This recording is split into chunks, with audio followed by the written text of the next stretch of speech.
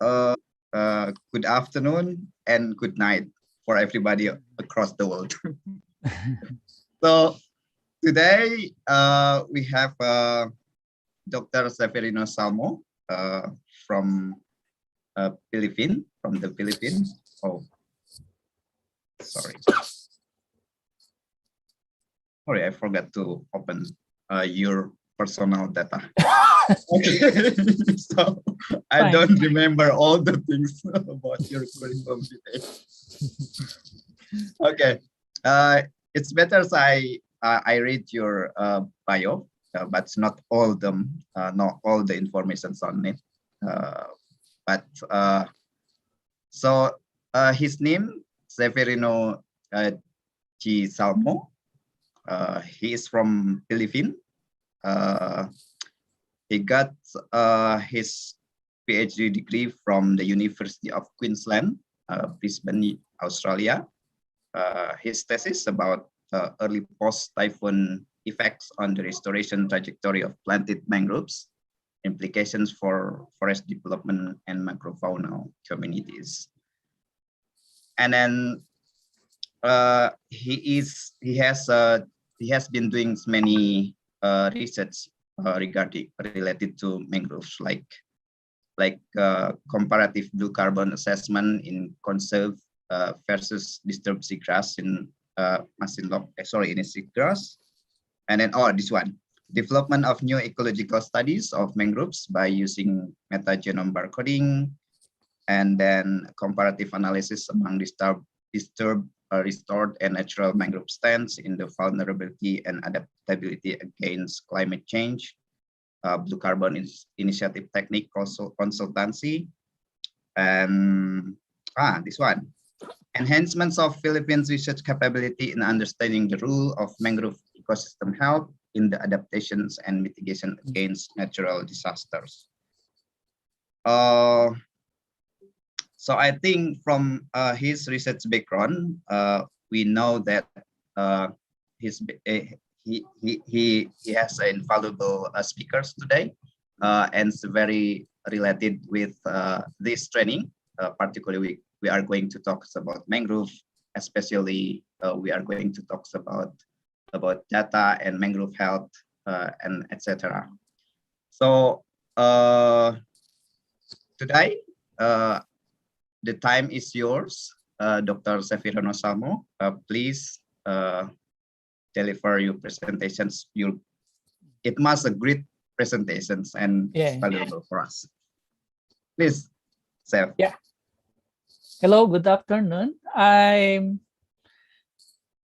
trying to show my PowerPoint file. Yes, clear. Is it clear now? Clear. And my audio is clear? It's clear. Yes. Okay, very good. All right. Good afternoon, fellow Southeast Asian, our neighbor from Indonesia. And I'm very honored to have your time for today. I just did a quick browse of the programs that you are intending to do within this training period.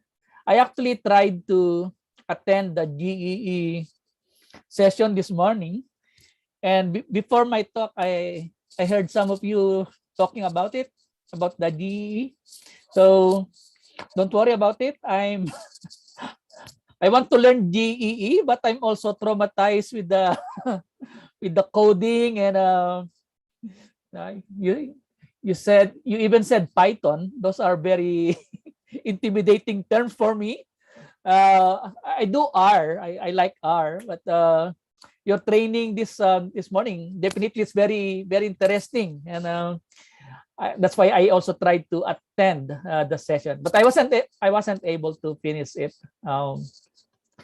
But yeah, I definitely agree. It's really very important. As introduced by Yaya, I'm an ecologist, and specifically, I'm a restoration ecologist. Most of my studies are obviously implemented here in the Philippines, but I do have collaborative works with a Malaysian fellow. I don't know if you know Dr. Aldri Amir.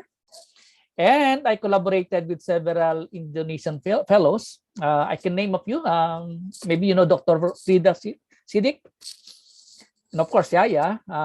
Also with Novi, who else? Basyuni, and several other guys who I worked with in the past for the genetics and eDNA.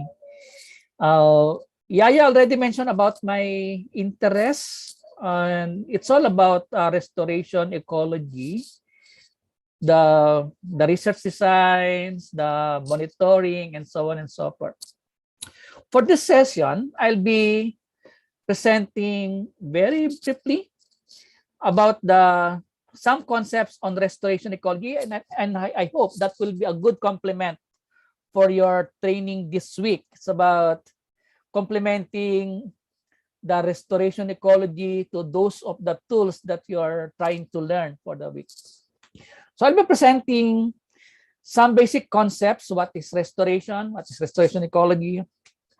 How do an intact system manage or conserve or restored? What about the restored system? How do the restored system meet the restoration goals or targets? Then I'll be presenting a bit about the sampling and analysis, mainly my experience. We won't have the time to do the actual analysis, more so if we talk about the actual sampling, etc. But here is my email ad. If you have concerns later on, feel free to contact me. And hopefully towards the end, I'll be presenting some challenges and opportunities for mangrove restoration ecology, not just for the Philippines, but especially for Southeast Asian context.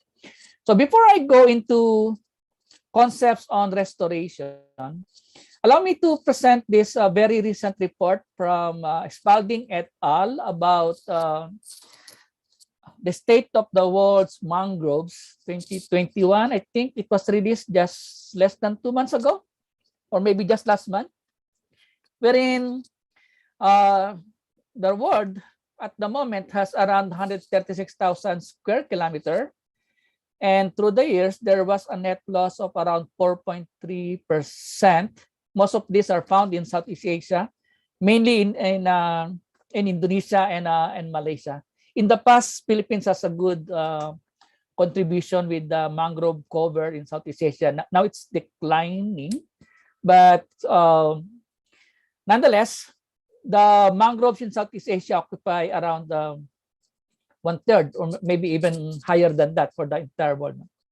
And those mangroves are known for biodiversity. Unfortunately, that's also the sites, and I hope you will agree with me, although we have the largest mangrove cover, that is also the site wherein we have the highest mangrove losses. And in this report, there was a mention that in general, there are some areas that there are expansion of mangroves, meaning mangroves have expanded from their current limit. So some of it will actually grow bigger in terms of area. But there's this net loss. And if you look at the maps from Spalding et al., those orange yellows are those mangroves that experience losses. So in some places, there are expansion, but in our region, there are actually more losses. Now, out of that figures, this is, this is Indonesia, this is Malaysia, then this is Philippines.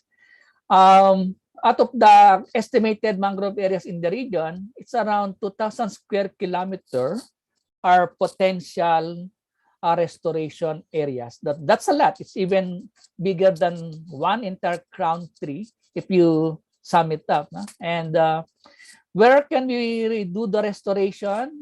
You have, in the case of Indonesia, you lost a lot. Same thing with Philippines and Malaysia. But if you will compare the scale, it's mainly because you have wider mangrove areas, and if you have the degraded mangroves, and therefore that degraded mangroves will also be the same site, that could be a good candidate for restoration. So I'm saying this because you know that 2021 to 2030 is the decade of restoration. So maybe come year 2030, maybe this will be reduced because I hope at least more than 50% of it will already be restored by 2030, hopefully. So think about these figures. Most mangroves in the world, it's almost 50% worldwide.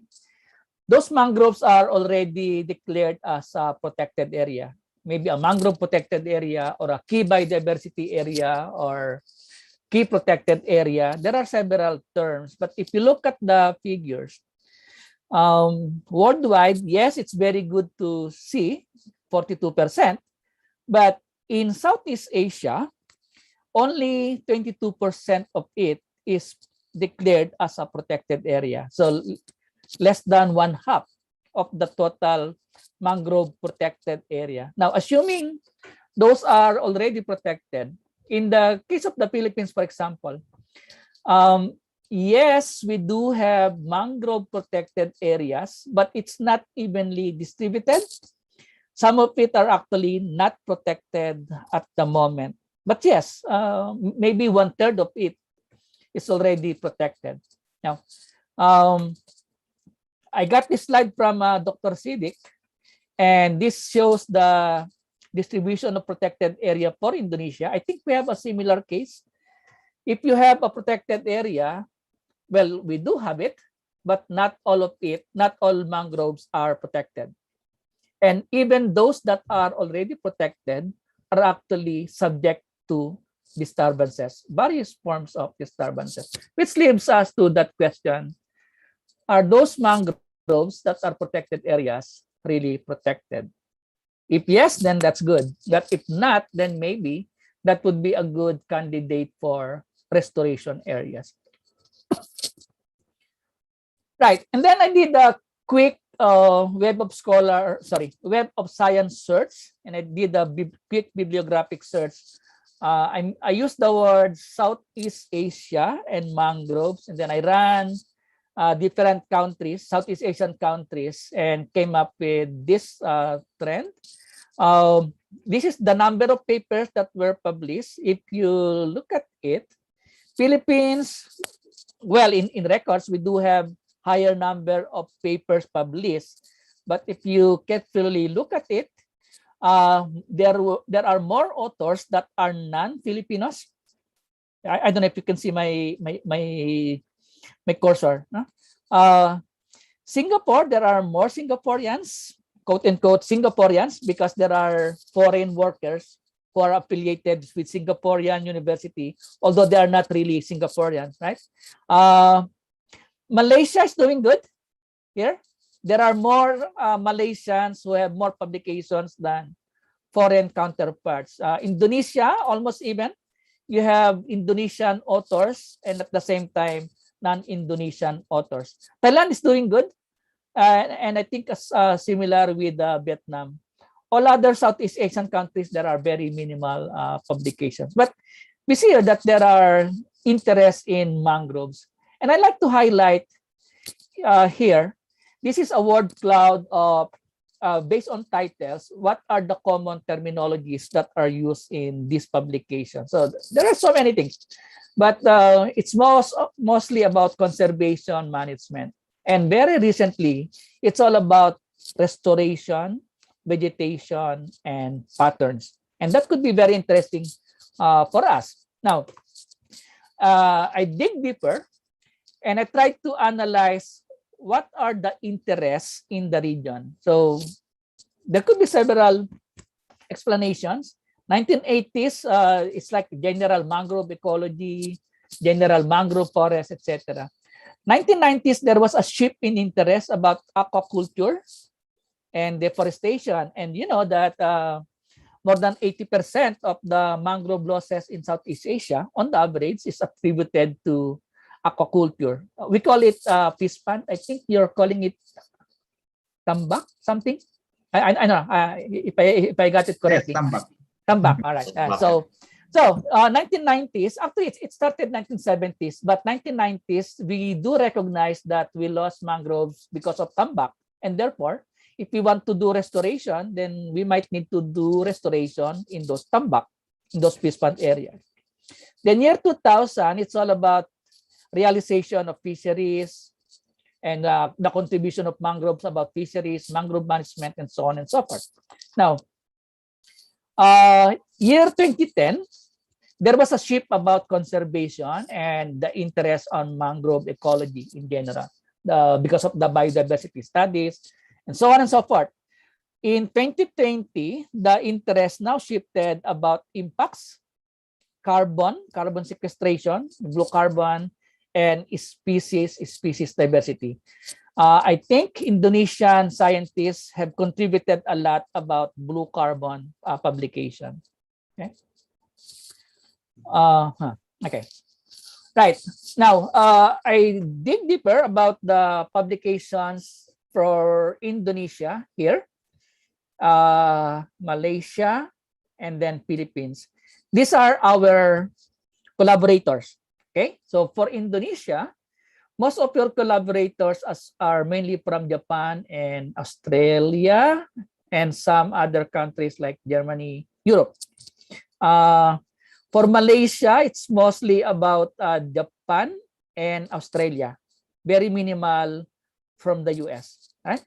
Philippines, obviously, we do have more collaboration with the US and Japan, and to some extent, Australia and European countries. Now, why am I showing this slide? Because the interest on publication, interest on basic researches will really be tied up with that target agenda of the collaborators. For example, in 2010, there was this interest on biodiversity conservation, and therefore the focus would be about conservation. Now, very recently, to some extent, sea level rise was mentioned, and therefore many people are doing researches on sea level rise. Now, it's about blue carbon, climate change adaptation and mitigation, and so on and so forth. Maybe next year will be about COVID or something else. Maybe, right? Now, I did some analysis on what's the interest among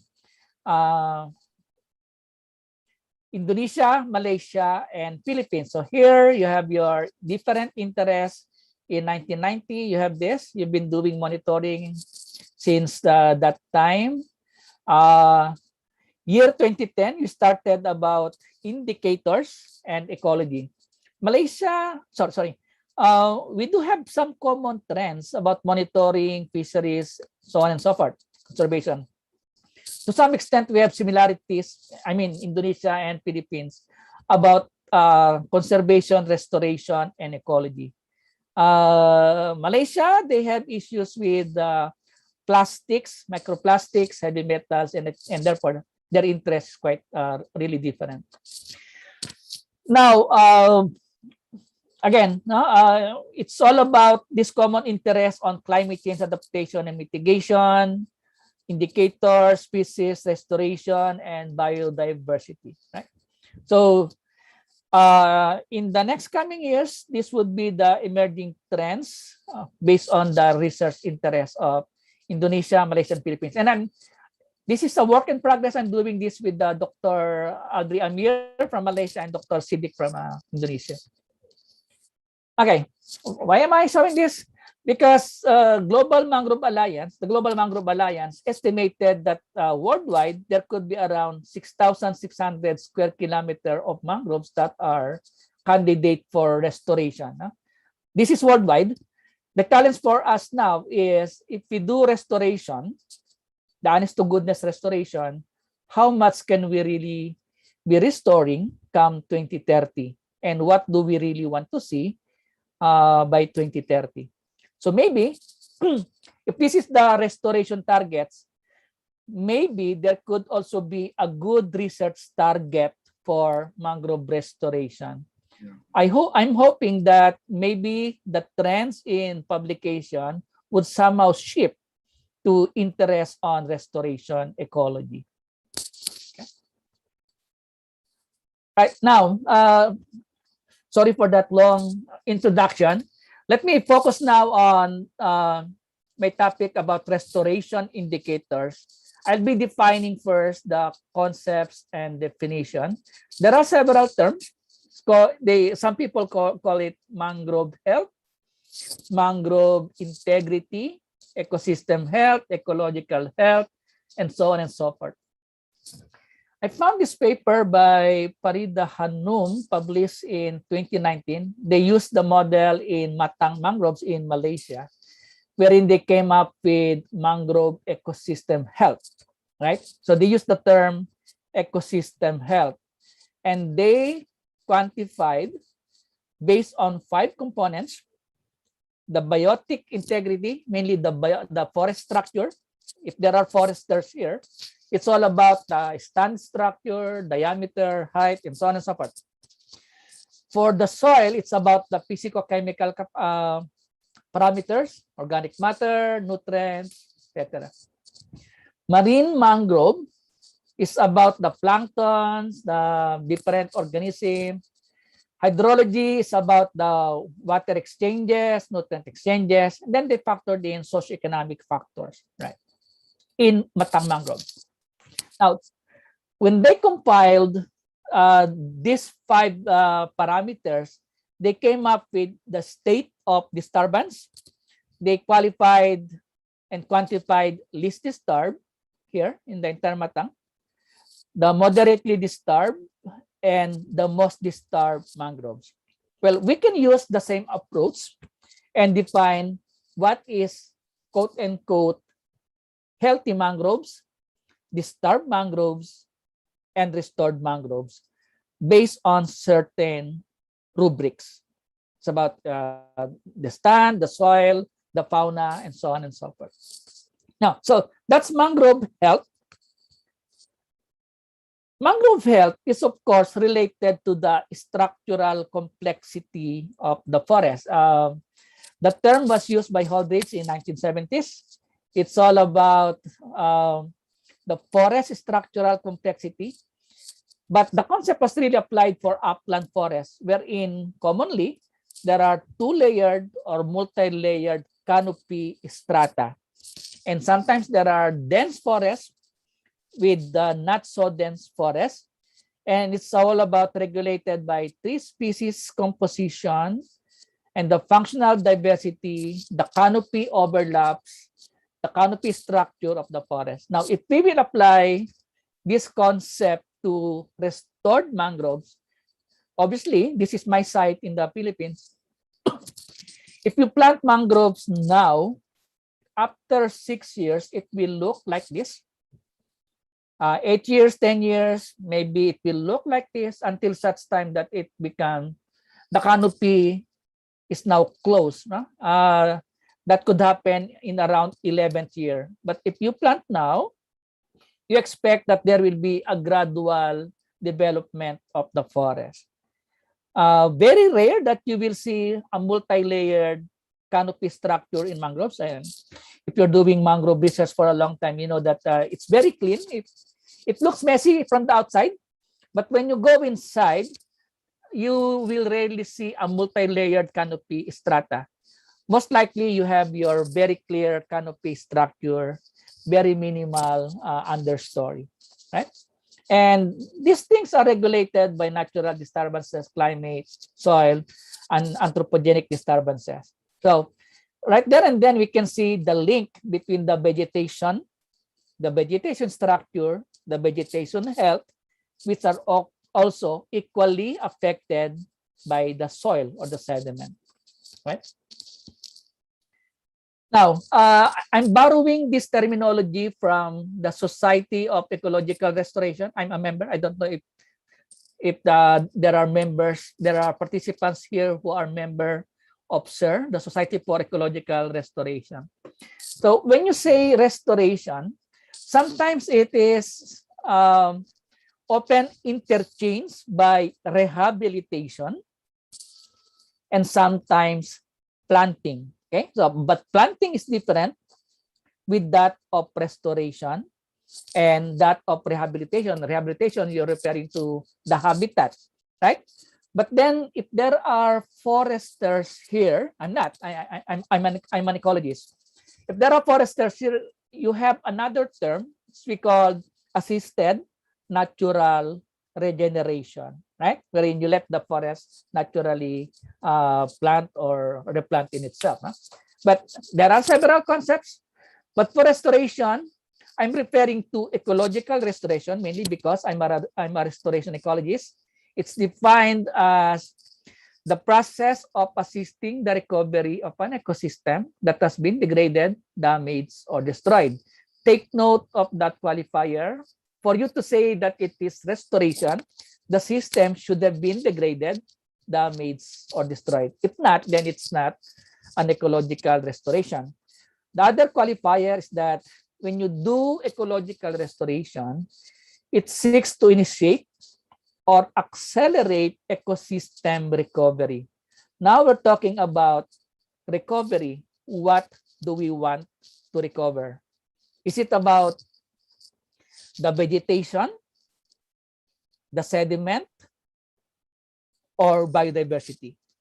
Right? So I'll put a question mark first. Now, if this is ecological restoration, sometimes it is often confused with the term ecosystem restoration. It's quite similar in concept, but it has a different purpose. Now I'm using the definition from UNEP.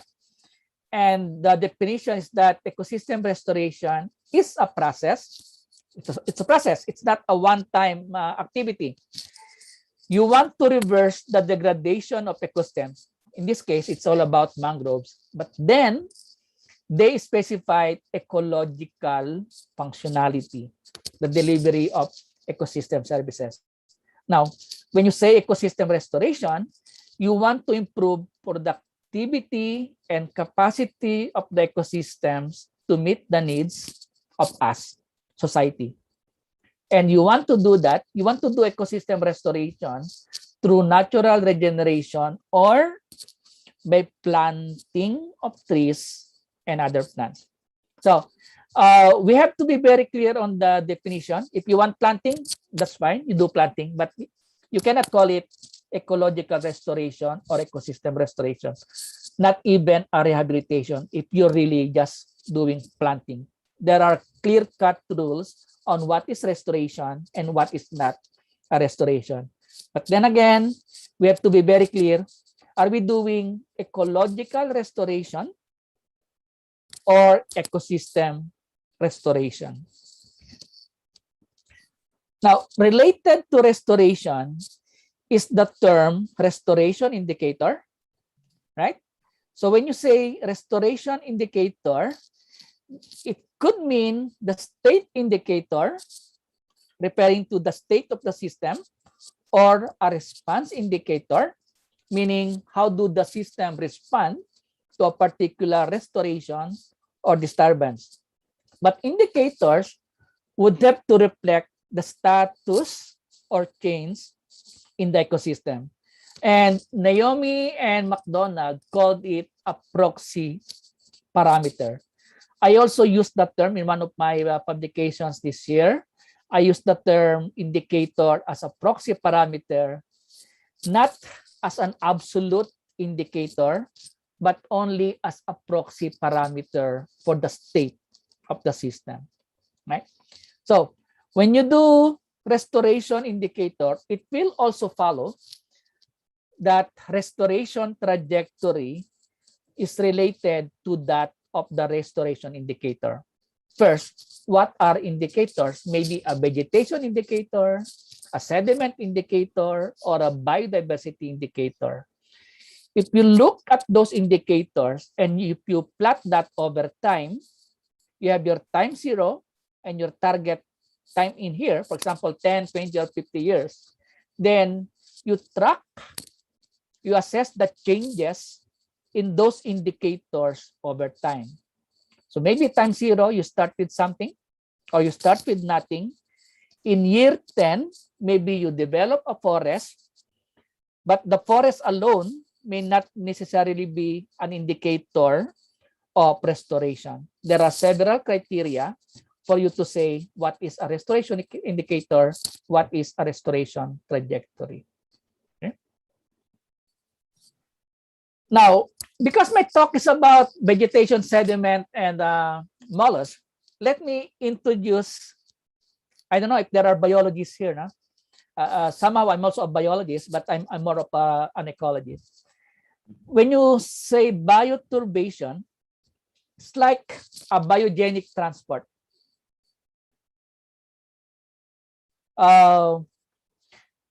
There's a transport of sediment particles. We are, of course, referring to the mangrove sediments. And there's this alteration of pore water, not the surface water, not the groundwater, but the pore water within the sediment that could change sediment physical and chemical properties. In this review paper by Sarkar et al., they specified crabs and to some extent, I think shrimps. But of course, if you look at the mangrove ecosystem, mollusks are actually more dependent and more affiliated in the mangroves. No? And the mere action of the mollusks and even crabs for this matter, you know, when there's a litter material here from the leaves, from the foliage, that litter materials will be deposited in the forest floor, right? So right there and then, your litter materials are actually contributing to nutrient retention and nutrient enrichment of your vegetation. But without the fauna, without the mollusks, without the crabs, it will take a longer period for those litter materials to become available for use of the mangroves. Luckily for us, there are crabs and mollusks that are feeding on those litter materials. So when they feed on the litter materials here on the forest floor, they enhance the biodegradation of those leaf components, and it will become converted into nitrogen, organic matter, and eventually carbon. And then there will be cycling. Now, if you're working on mangroves, we know that mangroves are living in an environment that is deprived of oxygen, right? Now, because of the feeding activities of the mollusks, they go deep. They go deep and deep and deeper in the sediment. Once they do that, they actually facilitate the process of aeration, or simply providing air to the otherwise sediment that lacks oxygen. So the feeding and the burrowing activities of the mollusks are actually a good indicator that your mangrove is healthy, right? Otherwise, even if you have litter production here, but it is not available for the mangroves to absorb, then those materials will just be left out in the sediment. That's why I inserted this slide on bioturbation. Okay. Now, we talk about restoration. We talk about ecosystem dynamics. We talk about indicators and trajectory. I'm using this slide on the link between biodiversity in the x-axis and the biomass and nutrient content in the y-axis. But you can substitute any ecosystem services, for example, carbon sequestration, in your y-axis. With that knowledge, then I can ask you, what is your restoration target or restoration goals? Okay. What do we want to achieve? How do we call restoration a success? Commonly, here in the Philippines, if the mangrove survive in 10 years, sometimes 2 years, sometimes 1 year, if the mangrove survive, they call it success. Okay? But if you ask me, hold on, because I know that mangroves will grow in 10 years' time, I will have to wait until 10 years for me to say that your mangrove restoration is a success, right? Now, when you say success, what would be your criteria for success? Is it about the growth rate of the seedlings or the survival rate of the seedlings or the development of the forest? For example, here, no? If you have a degraded system and then you do restoration, are you saying you restored mangrove as a successful restoration because your restored mangrove has an equal or almost similar attributes to that of a reference system? Okay? Or maybe we can call it failure. If the planted mangroves didn't survive, then simply it is a failure. It's very easy, right? You plant mangroves now and next year you don't see any mangroves, then it's very simple. It's a failure, right? Or maybe we want to call it progress or the lack of progress in restoration. Either way, whether you call it success or a failure, it has to come up with a rubrics. Here, what are we measuring?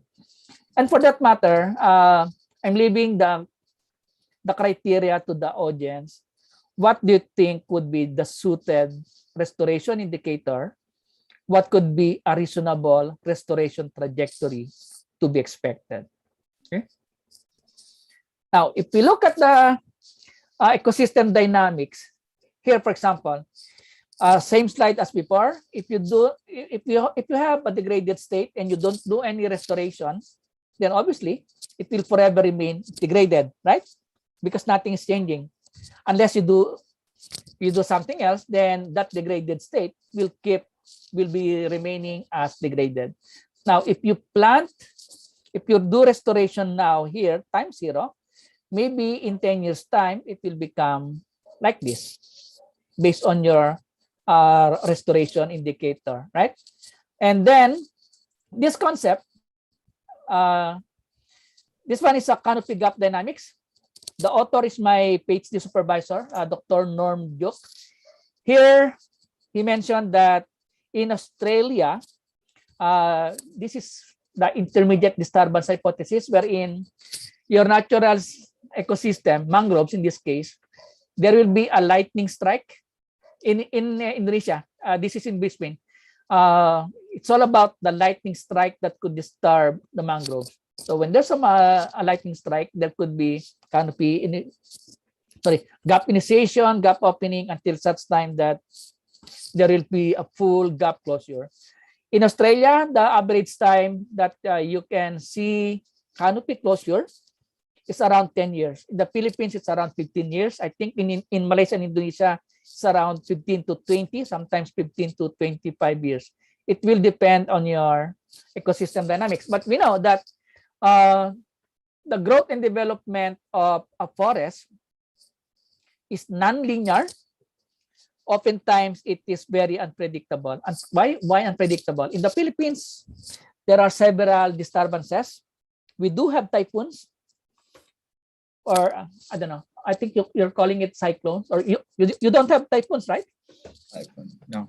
No. Okay, we have typhoons here. Around 20 typhoons in a year, and every time there's a typhoon, you expect that there could be changes in your forest. It's a natural phenomenon, and that could contribute to the changes in your forest, right? Now, this canopy gap dynamics is believed to be related to the stability or resiliency of your system. So if you do restoration, you plant mangroves now, and then there's a disturbance tomorrow, do not expect that your mangroves will be stable or will be resilient. It will take at least 10 to 15 years before your mangroves will achieve stability status. Okay? Now, what is fully functional versus that of a non-functional? And again, this will be related to the degree of intactness of your forest and the degree of degradation of your forest, right? So in this concept, if you have a healthy mangroves, a natural mangroves intact, and you have a lot in Indonesia, it is believed that you have a fully functional mangroves. And I believe that, right? But if you do have a degraded mangroves, then you are in state 6, meaning your functionality level is a very minimum. In between is your restored system. It could be state 3 or state 4, but the idea is that the restored system would be somewhat shifting to a state 1 and state 2 functionality of the restored system. But we have to factor in what is the natural variability, things that are naturally occurring, natural phenomena, natural disturbances.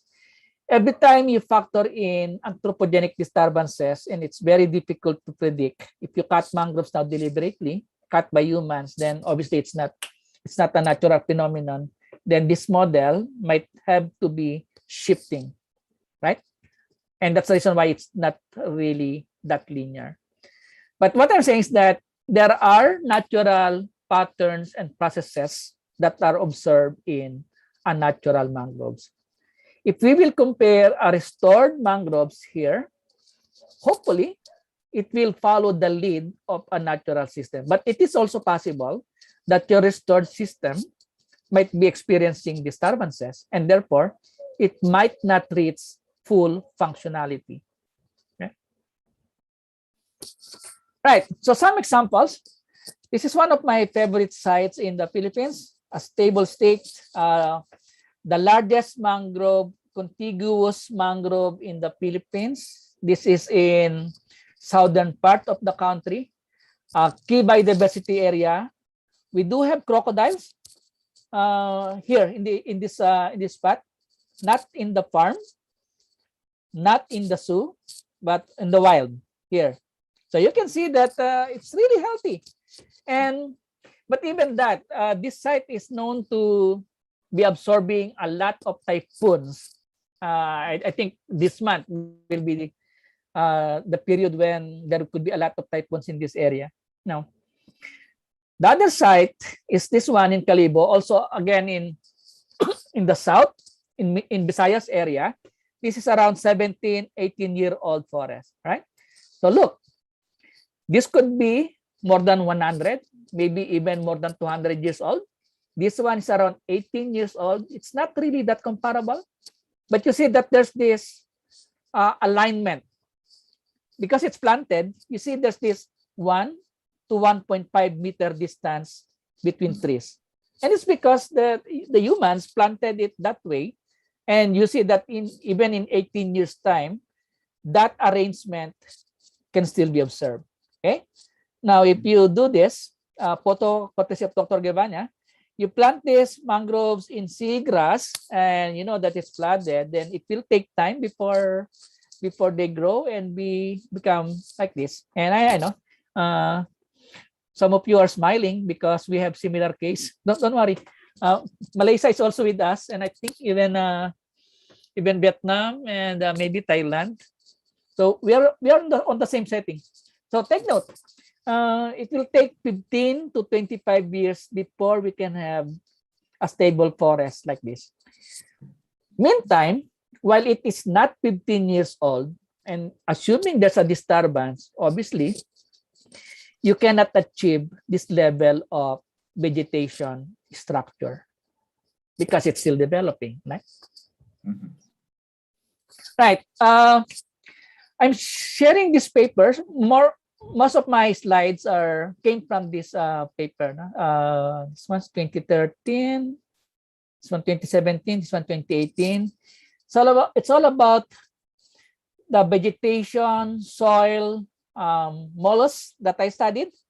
If you're interested, if there are interested people here about nekton, about fishes or crabs, let me know. I can discuss that with you. But I will be focusing more about vegetation, soil, and the mollusks, right? So, okay, here. I was lucky enough to document a natural mangroves in my x-axis. And we are lucky enough that we do have a planted mangroves that is around 50 years old. Okay. Now, my main site is really this. around 20-year-old. The oldest was 20, and then there's this 6 and 8 years old.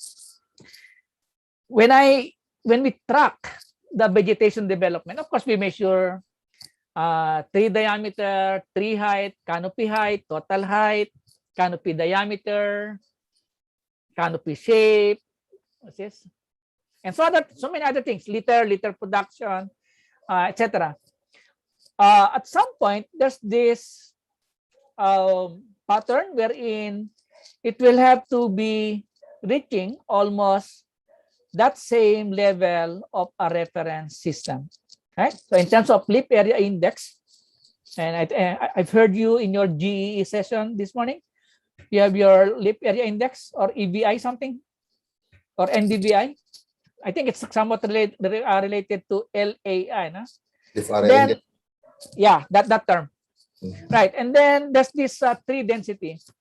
Now, if you plant mangroves and it's very dense, over time, mangroves cannot grow all the way to heaven, right?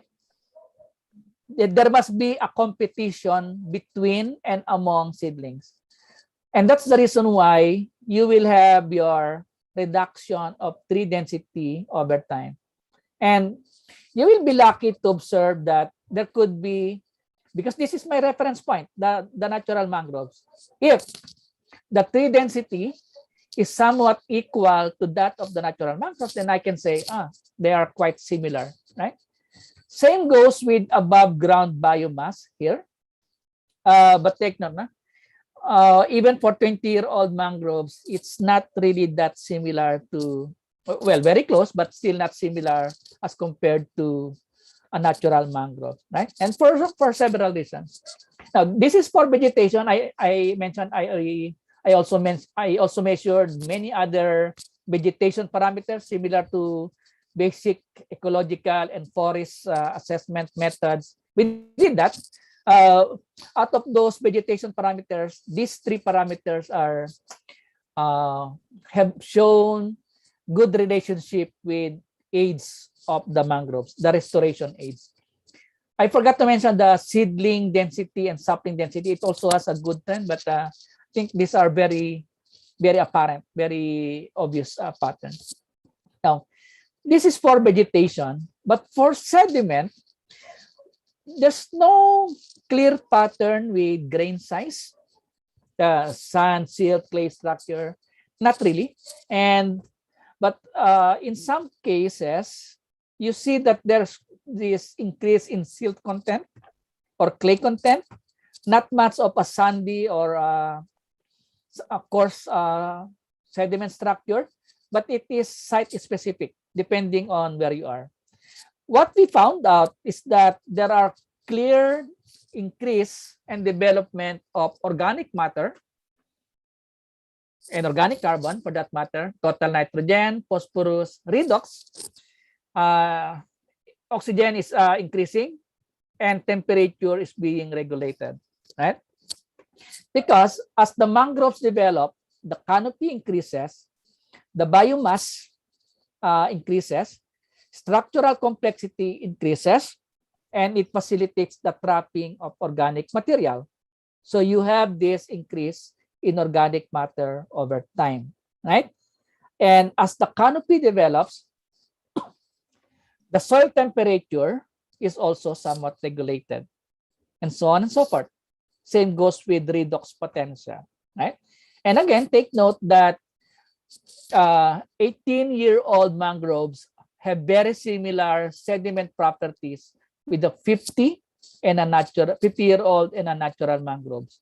In between, you have your quite similar but not quite, and then you have your young mangroves that are still developing at that time, and it's still not comparable with that of a reference system. So it takes time for you to see a clear vegetation and sediment patterns over time. The idea is that you have to compare that with the reference system. Okay. One thing that I found out is that if we want to find vegetation indicator, and assuming you have your clear documentation of your restored system, then we have to capture self-thinning, wherein, if the individual seedling will grow, the canopy will increase, the canopy cover will overlap with each other, then there's this competition that will set in. That competition will pave the way for self-thinning. I'm pointing this out because if you document properly self-thinning, then maybe you can say that you are at the middle of the restoration trajectory. Maybe a matter of time, around less than 5 years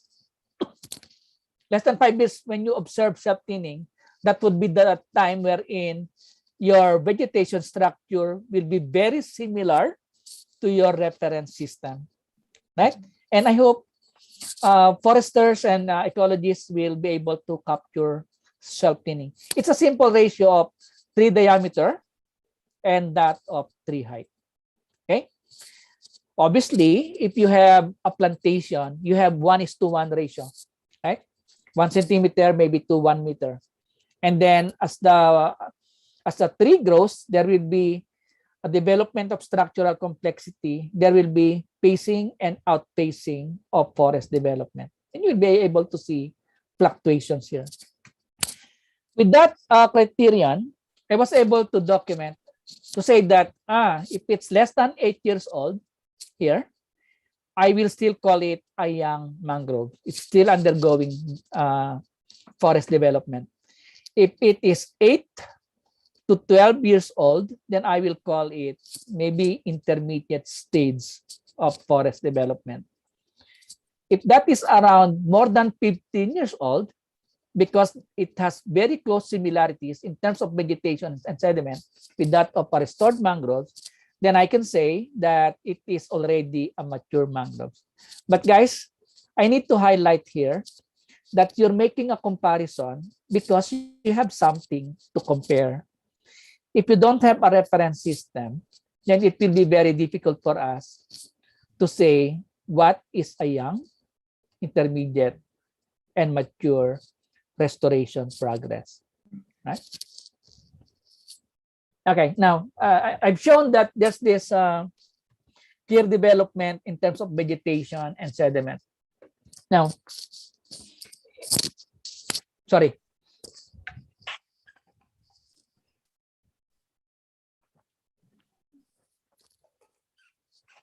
In terms of the animals, because there's this improvement in vegetation cover, improvement in sediment maturity, you would also expect that there would be a recruitment of fauna, the animals. And there's a lot, maybe fishes, maybe crabs, shrimps. But for this particular study, I studied mollusks here. So we collected, there are different types of mollusk assemblages. One that is connected to the mangrove trees. For example, in the roots, leaves, stems, those are your arboreal fauna or arboreal mollusks. Okay? The other type of assemblage is the mollusks that are collected within the sediment surface. And those are the epifaunal mollusks. Right? Now, if you collect mollusks within the sediment, if you do a core, if you core the sediment in the mangroves, and then you collect that sediments, mollusks that are found inside the sediment are what we call the infaunal assemblage. So in this study, we compared what are the mollusks that are dominant in arboreal, epifauna, and that of infauna. What are the dominant species in young mangroves, in intermediate mangroves, in the mature mangroves, and that of a natural mangroves?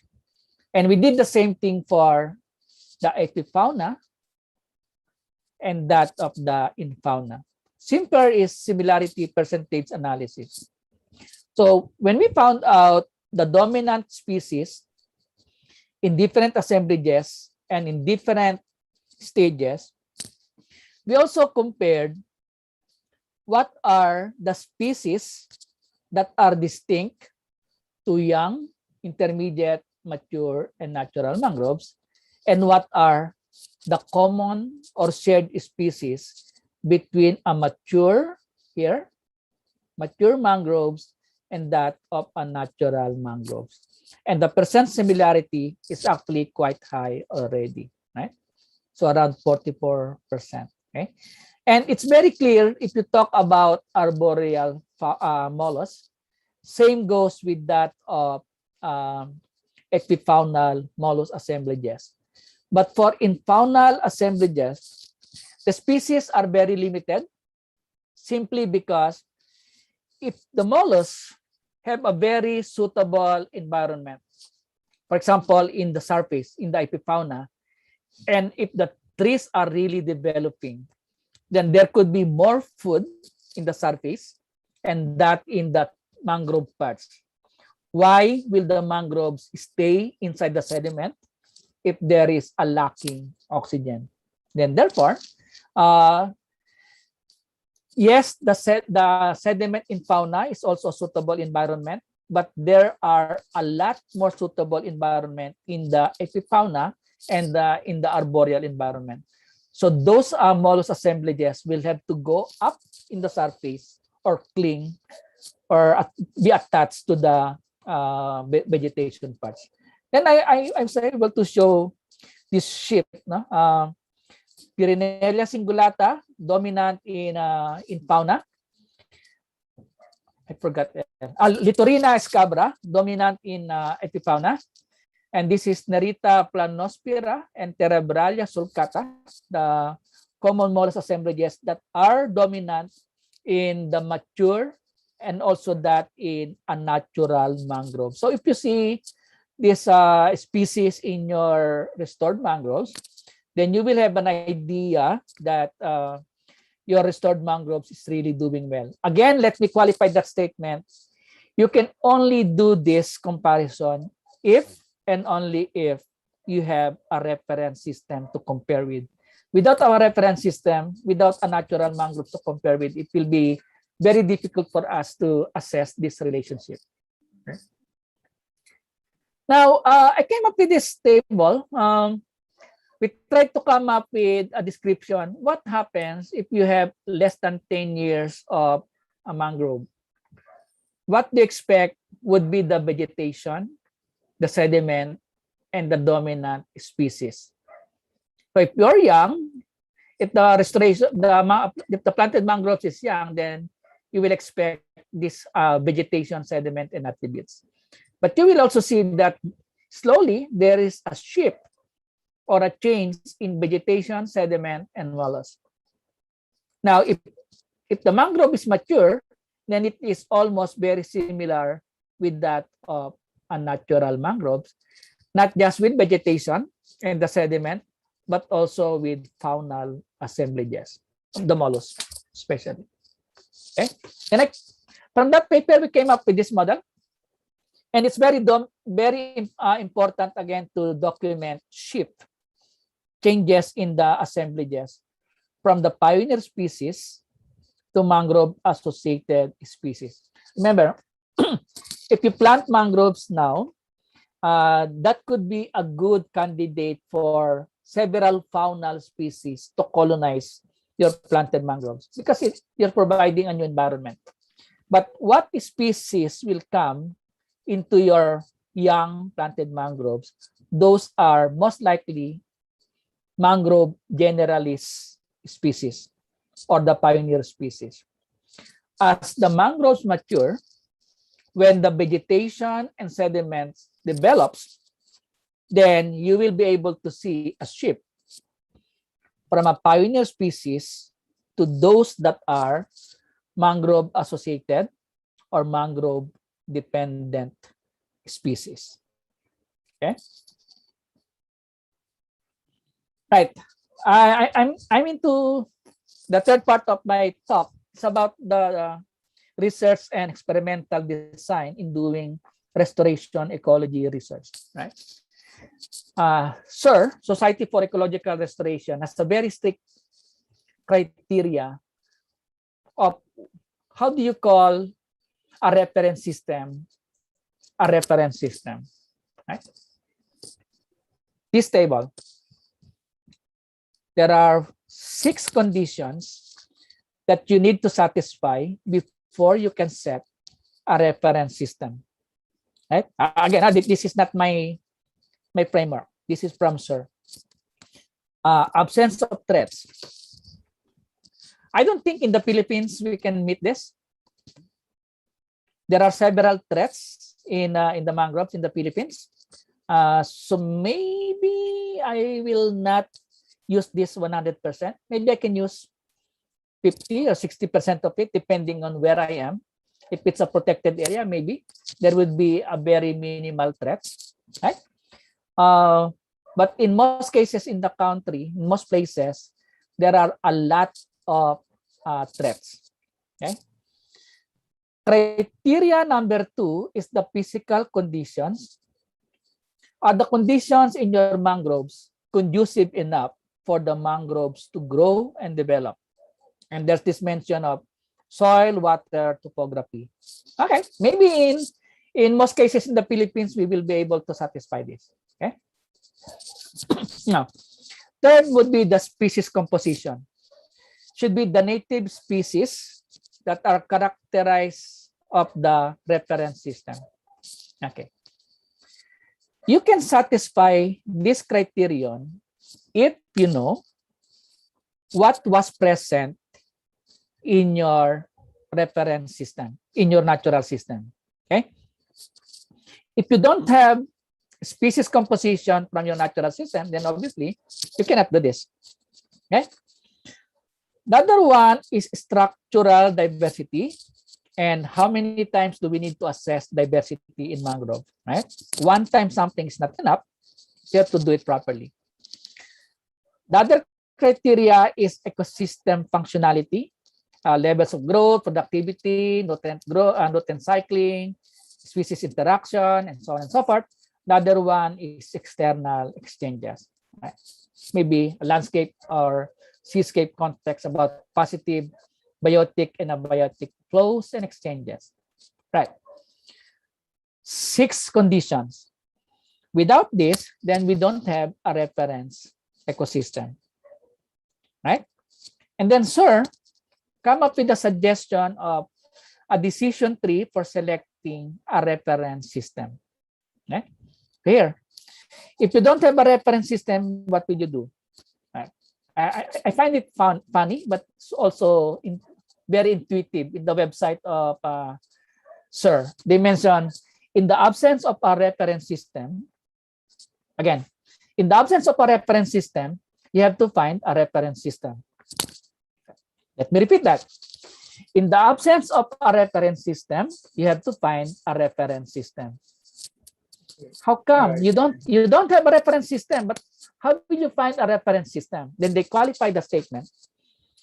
In the absence of a reference system, you have to find the best reference system possible. Okay, that's very clear. So maybe we will not be able to satisfy all of this. Maybe none at all, maybe. But Sir suggested that we have to find the best possible reference system. That would be workable now, okay? But again, it will be a site-to-site basis, depending on where you are. The idea is that you have to come up with a reference system for you to compare with, okay? Right, so again, let me repeat this reference system in the Philippines, and I think you will agree with me, even in Indonesia and in Malaysia, it's very difficult to come up with a reference system, all right? But you have some sites in, I think in Papua. Maybe there are mangroves that are still inhabited. Then that would be a good site.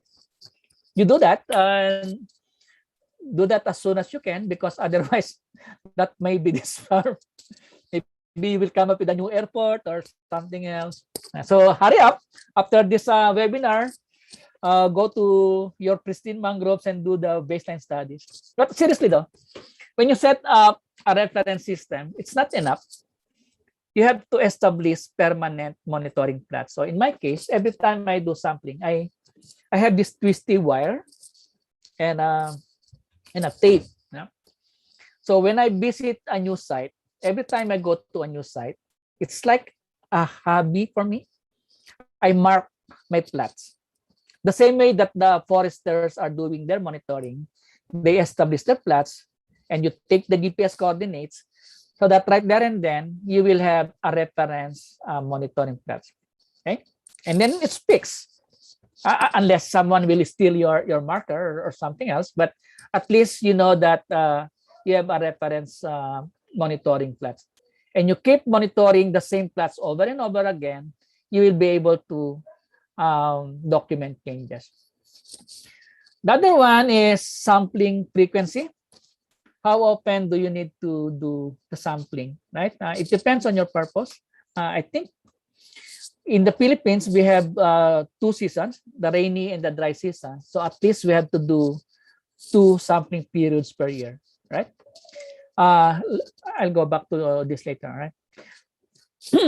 I will not discuss this further, but for vegetation, it's like a similar vegetation parameters that ecologists, biologists, botanists, and foresters are measuring. It's about tree diameter, tree height, canopy structure, even canopy shape, seedling recruitment, seedling growth rate, seedling survival rate, litter production, litter degradation rate, nutrient retention, what's the other term? Nutrient recovery, nutrient enhancement.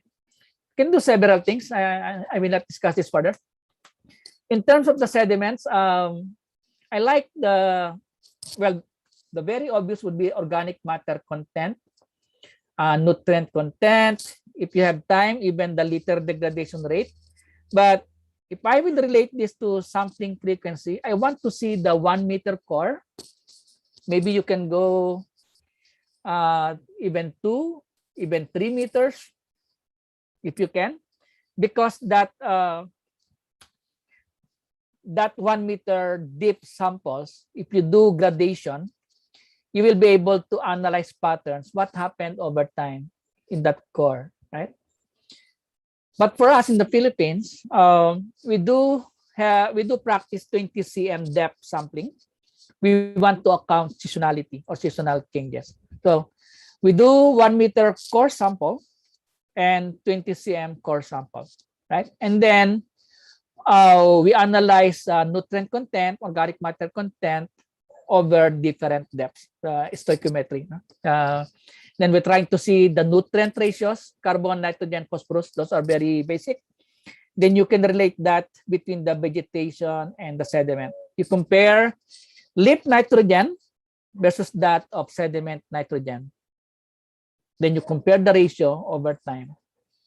For mollusks, it's all about species composition, species richness, species diversity, as I presented a while ago in some of my previous slides. But it's not enough.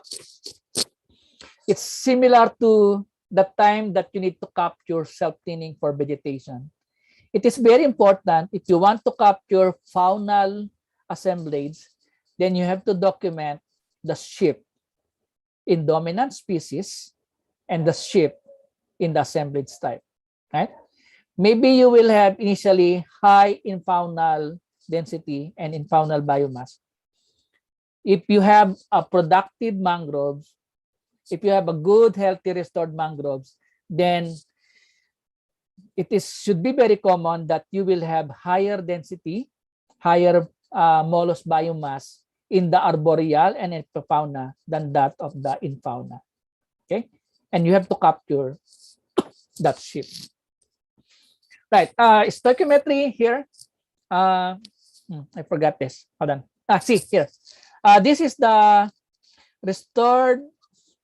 This is the typhoon damaged mangroves. This is mangrove colonized fish ponds, tambak. Here, we know that here maybe this was the time wherein tambak was constructed, and therefore it resulted to massive loss in carbon, right? In organic matter. But then when tambak was abandoned, there was this mangrove colonization, mangrove growth, and then it was able to recover some organic matter. Unfortunately, that mangroves was hit by a typhoon, so there was again a dip in here. Maybe it's too small here, right? Now, the other trend is this one here. We have similar practice. I mean, Indonesian Philippines. When you construct fish pond, you excavate mangroves, right? So you clear the mangrove vegetation, but you also excavate 1 meter, maybe 2 meter deep sediment, and therefore this would represent the loss in carbon, right? When the mangroves grow and recover, then you will be able to see increase in organic matter content. Okay, so that's the good thing if you assess sediment at 1 meter deep, because if you only assess 20 centimeter deep, then it may not be enough to capture the history of that site, right? I forgot this thing. I think this was the site that was affected by Mount Pinatubo eruption. The natural mangroves, the planted mangrove, and the colonized mangrove, they have a different organic matter content over depth. Now, for the mollusks, we usually collect. Biologists love to collect specimens, so we do collect animals, identify them, put them in the museum, and so on and so forth. But then we also assess what component are these samples in. Are they found in A, arboreal, E, in epifauna, or I, in fauna? Or is that particular species only is that particular species present in all assemblages? Yeah. Or maybe there are species that can only be found in epifauna, in fauna, or in arboreal, right? So that's a component. The other one is the distribution. I forgot. Is it demersal, brachys? Sorry guys, I forgot my terminology here, right? Then we also describe the habitat. Is it littoral, intertidal? Is it mangroves? I use the reference by Matz and Kapetsky. Maybe there are newer references now. Plasciat, for example. But the new guide for marine species identification by WORMS, no? World Registry of Marine Species. Then you characterize the substrate type. Is it sandy, muddy, or I forgot this thing. No? Right. So aside from collecting the specimen, you have to describe the family, the species, and the other things here. Yeah, just like what we did. Okay. But aside from that, we also analyze the length weight allometry of the mollusk, the length and the biomass of its collected specimen.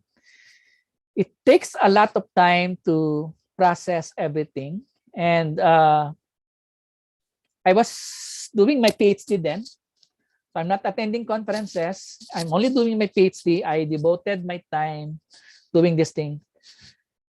When I'm doing my PhD, I think I collected more than 10,000 mollusks, mollusk individuals. So I measured those in my 3 to 4 years of PhD. That's a lot of samples aside from the vegetation, sediment. I also did the nekton sampling. It takes a lot of time and a lot of measurements that you need to do, but there could be other things that you need to consider. For example, the use of isotope to analyze the diet of the organism, right? So those are the things that have to be considered in the sampling. In restoration ecology, there's this always challenge on causality. How sure are you that the vegetation, sediment, and mollusk assemblages are attributed to the restored mangroves? Maybe you observe vegetation, sediment, and mollusks because it is very close to a natural mangroves, right? Usually, you do chronos sequence just like this. In one site, you compare what is the vegetation, sediment, and mollusks found in 6-year-old, 8-year-old, 10, 11, and 18-year-old. And for that matter, the site in Matang is a very good classic example because they know the age of the mangrove. But in most cases, this chronosequence is very difficult to establish. Okay? Related to chronosequence is the SFT, what they call the space for time substitution approach. If you know the age and if you know the development, then you can infer or hypothesize that this could be a possible changes before and after the restoration. So I mentioned causality, chronosequence, and space for time substitution approach. Right? More often than not, restoration ecology studies are constrained with the normality of the samples. So most likely, we will be using multivariate tests, the ordination techniques, because we want to attribute the changes in vegetation, sediment, and mollusks to that of the restored mangroves. To do that, then you will be in the right position to say what would be a reasonable restoration indicators, and more importantly, where am I? Where are you in your restored system? Are you in time 0 or in time 10? Is your progress in 100% or 0%? Or maybe in between? Okay. Right, down to my last 2 slides. This decade is about the UN decade on ecosystem restoration. There are several programs. There are several objectives set. Hopefully, we will not wait until 2030 to see each other again. Yeah. Maybe we can see each other soon enough, all of you. We don't need to wait for 2030, but your government, my government, signed for this treaty. There's nothing that we can do anymore. Year 2030, it's like a payback time. What have we done this year until 2030? We know that we have problems with baseline. We lack baseline. Maybe in 2030, it will still be there. I don't know. Still no baseline. I hope not. Maybe there will be a reduction in that issue on baseline. Where are we now? This is 2021. Where do we want to be by 2030? And there are unique mangroves in Southeast Asia. I'm not just referring to Philippines and in Indonesia. We know that there are a lot of degraded and disturbed mangroves. If they are degraded, then those sites are already good candidates for restoration. Whether they will follow a healthy mangrove or a restored mangrove would be something for us to look at.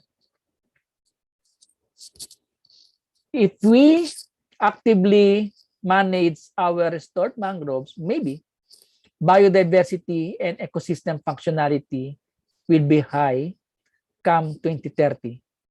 And again, very unique to Southeast Asian countries is that there are community engagement in terms of the restoration and conservation, and also with regard to governance and policy. Dr. Siddiq sent me a slide before wherein school children are actively planting mangroves. We do have similar cases here, not so many, but at least there are some places in the country that are practicing community restoration projects.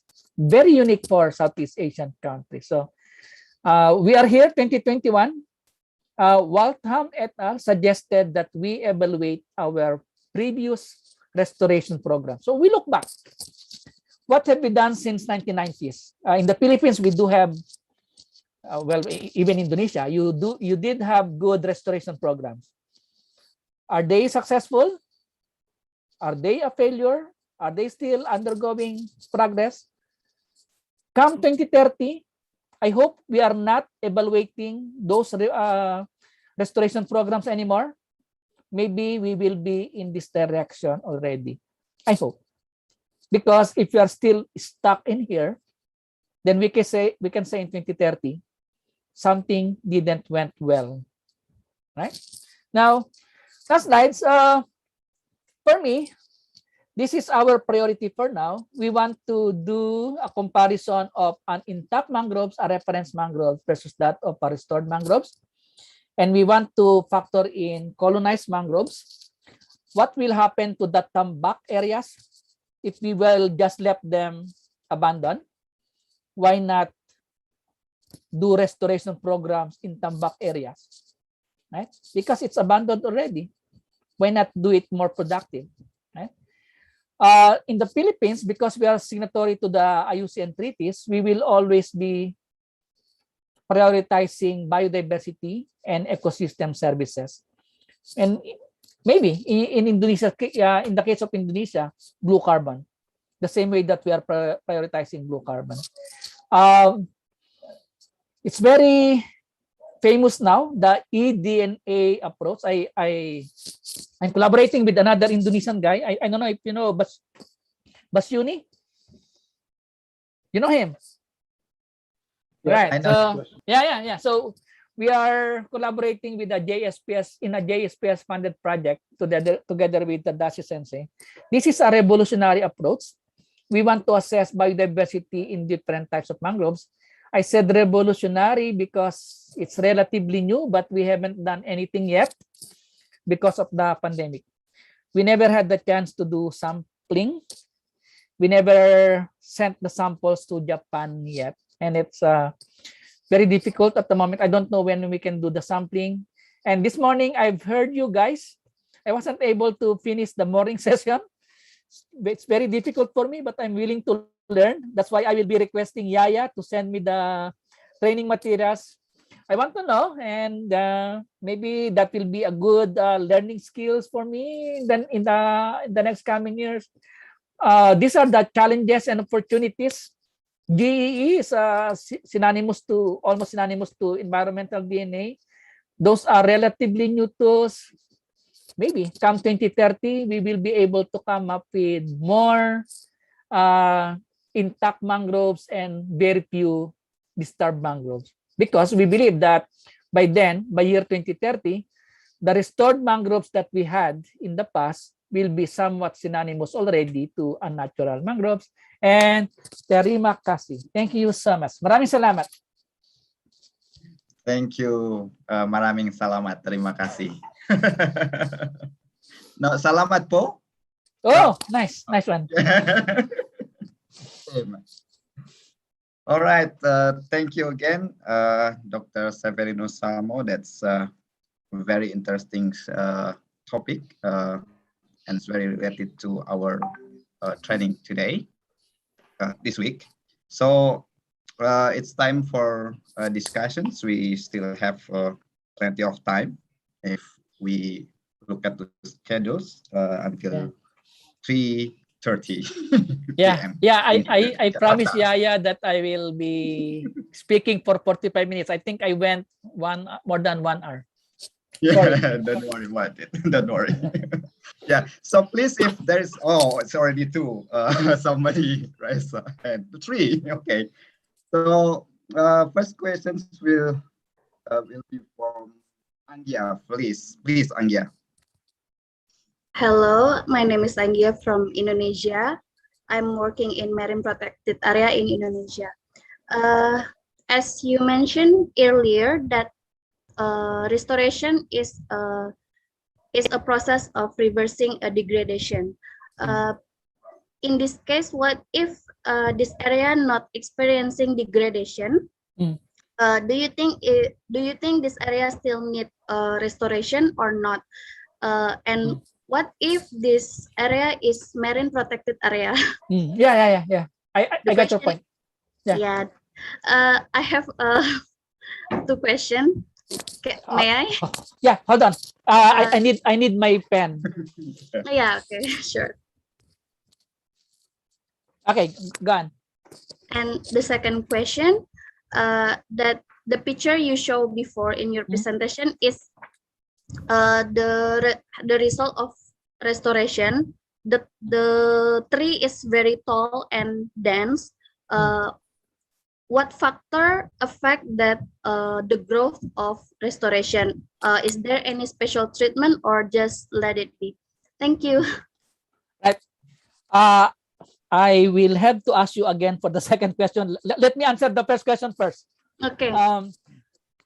If the site is not degraded and it's already a protected area, my answer is that why will you do restoration programs there?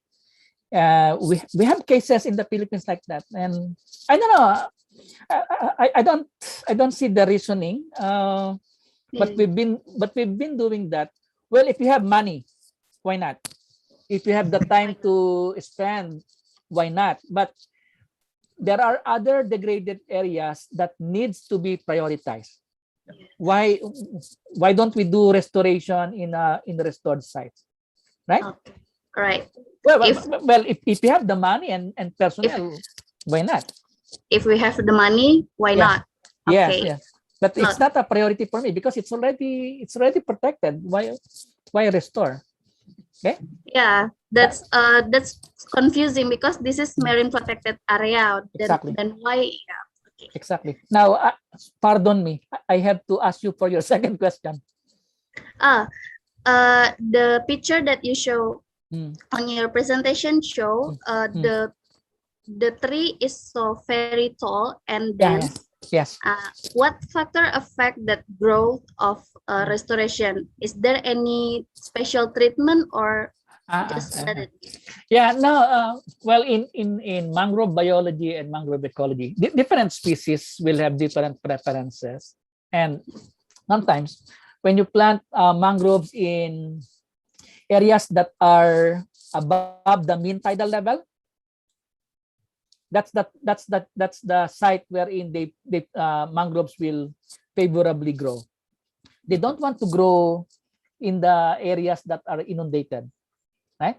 So if you see stunted mangroves, it's because they are located in inundated site. When the site is inundated, salinity is very high. Remember, mangrove is not a strict marine species, right? It's a relative to a terrestrial species, and therefore it's very sensitive to salinity. The other one is that as you go away from the shoreline, then that's a very favorable environment for them, maybe because you have a source of fresh water, right? Okay. So when you plant mangroves in above intertidal area, that's very conducive for them. And of course, you have to consider the species-specific growth requirement. You know, the species succession in mangroves. In the shoreline, you have Abyssinian soneratia. At the back, at the landward area, you have the Bruguera, the Nipa species. Bruguera, yeah. Did I answer your question? Yes. Thank you for complete answer. Thank you. Okay. All right. Thank you. Next, Narjas, please. Hello. Hi. Can you hear me? Yes. Hi. My name is Narjas. I'm an environmental scientist from the Supreme Council for Environment in Bahrain. And first of all, I just want to thank you, Dr. Salmo, for this amazing presentation. I learned a lot and it's got me thinking about a lot of things now. My question is also two parts like Angia. First of all, where I'm from, we only have 2 locations with naturally occurring mangroves. The rest were manually transplanted. So the new locations were manually transplanted. So the first part of the question, can we consider those places as part of the restoration project? Yeah. Even though they weren't existing there before? Yes. Sorry, I forgot to mention. Even in the definition of SIR, Society for Ecological Restoration, they have a qualifier like full recovery versus partial recovery. And it will depend on your ecosystem attributes that you want to assess. But yes, well, I would say you're lucky in a way. How come? Because you said you only have 2 natural systems. Naturally occurring, yeah. Sorry. When I say lucky, because you have two sites. If you go to Indonesia, how many natural mangroves you have?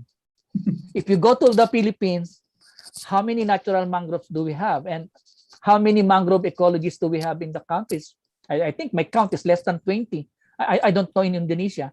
So if you only have two natural mangroves, then I could say you can easily, relatively assess it. Maybe you can start tomorrow, and yeah, definitely. right. That's what that's what I meant. Your presentation got me thinking. Okay, there's a lot we could do. Yeah. Before you make a new airport. Definitely, yeah. So, I mean, that's the second question is connected to what you just said. So, with the manually transplanted mangroves, would the new research approach be the same? So, establishing a reference, maybe looking at indicator species. Yes. So, we'd apply the exact same approach, right? Yes. The SIR is the Society for Ecological Restoration is very strict with the terminologies, and there will always be an issue with causality in statistics. How sure are you that your outcome is dependent on your restoration program? That will always be a question. But remember, SIR has always this notion that you have to find the best available reference. Yeah, and I think that would answer your question. Yeah, it did. So yeah, thank you. That was very helpful. Thank you. Welcome. Thank you. So next question, maybe from Sigit. Please, Sigit. Sigit Sasmito. That's not different. I'm kidding. Sigit Febrianto. Like name. Okay, thank you, Dr. Severino. My name is Sigit. I'm from Universitas Diponegoro. I have a question. What is the effect of Mollusca abundant between restore mangrove with one species like Rhizophora and natural mangrove? And number two, what caused the difference in mangrove growth in its location and another location? Example, mangrove in Sumatra and Java or Papua. Thank you. Your first question, I didn't get that. Sorry. Mollusk in? Mollusk abundant in mangrove restoration. Yes. Because restoration one species, Rhizophora. Like Thank you. I know. Again, I don't have any doubt that if you plant mangroves, there will always be mollusks. That will always happen. But the good question is, what type of mollusks are we seeing? If you planted Rhizophora, then obviously the answer is that mollusks that will be attracted to Rhizophora are those mollusks that are attracted to Rhizophora.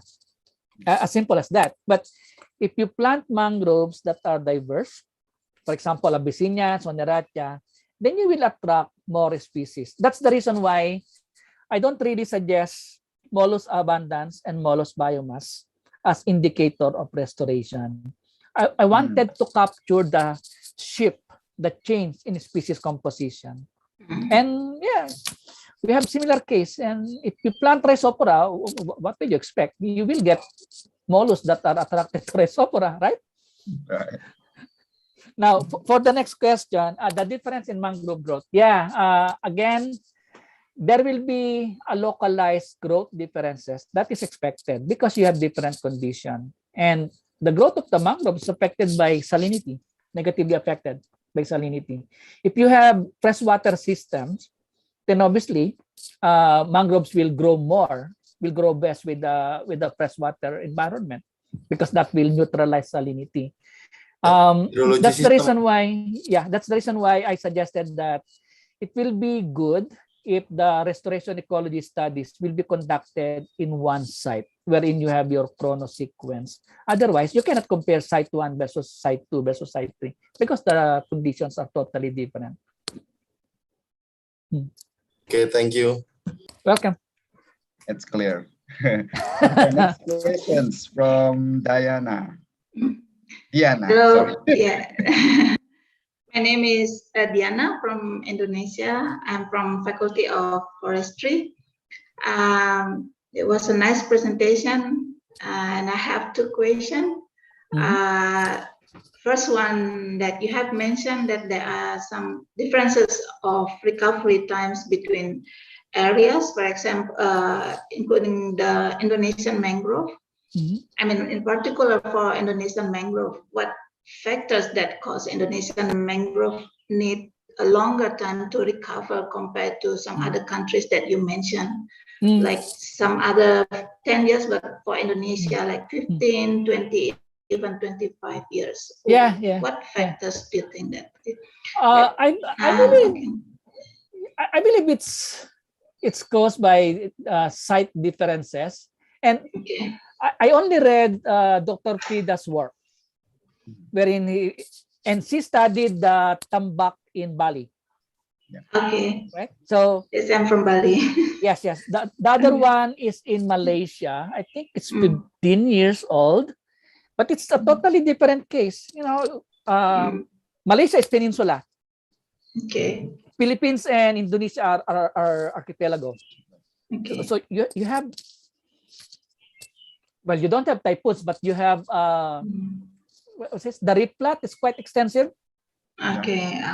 And obviously I will not be surprised if there could be other studies in Indonesia that will say maybe growth is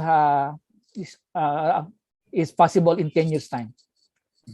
You do have a lot of rainforest, and I think if you have mangroves that are close to rainforest, I think you will have faster recovery, not 15, not 25 years. Okay. Okay, thank you. Can I have one more question? Yes, sure. Given our limited resource for the mangrove monitoring, how often or what is the minimum period that we should resurvey our plots to see any changes from the mangrove ecosystem development? Also, given that the UN Declaration on Mangrove Restoration Agenda is between 21 to 30, so what is the minimum? Yes, how often? Better to see the changes. You have a very difficult question. In the Philippines, my basis for saying 2 assessment per year is simply because we have 2 seasons, the rainy season and the dry season, right? If I have resources, if I have the time and the personnel, I will do it more often because we want to capture the ship. Unfortunately, there are less than 20 mangrove ecologists in the Philippines. I don't know how many mangrove ecologists you have in Indonesia. If you have more, maybe you can do more sampling. But obviously, it's not the case. And resources is a problem. I think once a year will be good enough. There's no question that if you have the means, you can do more. But once a year at least is already good enough. And you will learn something from DE anyway, right? This morning. Yes. So you can complement complement your monitoring skills with your. You cannot go to mangroves every day, but because of the GEE and remote sensing, I don't know. It's here maybe. But there's still no substitute with the actual field sampling. You can complement both approaches, and therefore you cannot do. There's no need for you to do more frequent sampling unless you have the resources. So I like to confirm. So it's once a year. It's already good. If it's more than that, given our funding, for example, 2 years, once in 2 years or 3 years. No. I think once a year would be a minimum. Because imagine this: you plant mangroves now. Right. There's no reason for you to monitor growth tomorrow because there will be no changes, right? Maybe it will grow in 3-6 months time, but then it might be good to capture that because you want to capture self-thinning. But if in the absence of resources, then 1 year post-planting would be good enough because who knows? You can see the progression in the growth of the mangroves. But again, if you have the resources, do it as often as you want. Okay, once again, so Yeah. if like once in 2 or 3 years will be too less then. Yeah, Okay. that's too few. Who knows? Thank you. When you measure after 3 years, the planted seedlings will not be there anymore. It was eaten by a goat or by a cattle. Thank you. Sorry, I'm very funny. It's fun. Yes. Okay, next, Sumiran, please. Ask your questions. Thank you, Pak Yaya. My name is Umir. I'm from Mulawarman University, and thank you, Dr. Seth, for your kind sharing your experience. And I would like to asking you about in your experience, in your research experience, how did you categorize the mangrove restoration area into young mangrove, intermediate mangrove, and mature mangrove? Is it based on the age of the mangrove plantation? If yes, how we can get the information? Because sometimes this information is not ready in the local people that conducting plantation. Yeah, they sometimes the local people that conducting the mangrove plantation usually only provide information related to the estimated of the age, not the fixed age. Yeah. Right. To answer your question, first is how would I know if it's a young, intermediate, or mature? Luckily for me, I know the age of the mangroves, and I followed I measured the vegetation, the sediment, and the fauna, and I followed that for 3 to 5 years. I told you, when I'm doing my PhD, I'm not attending conferences, I'm not attending meetings. It's the only thing that I'm doing. So I'm very focused.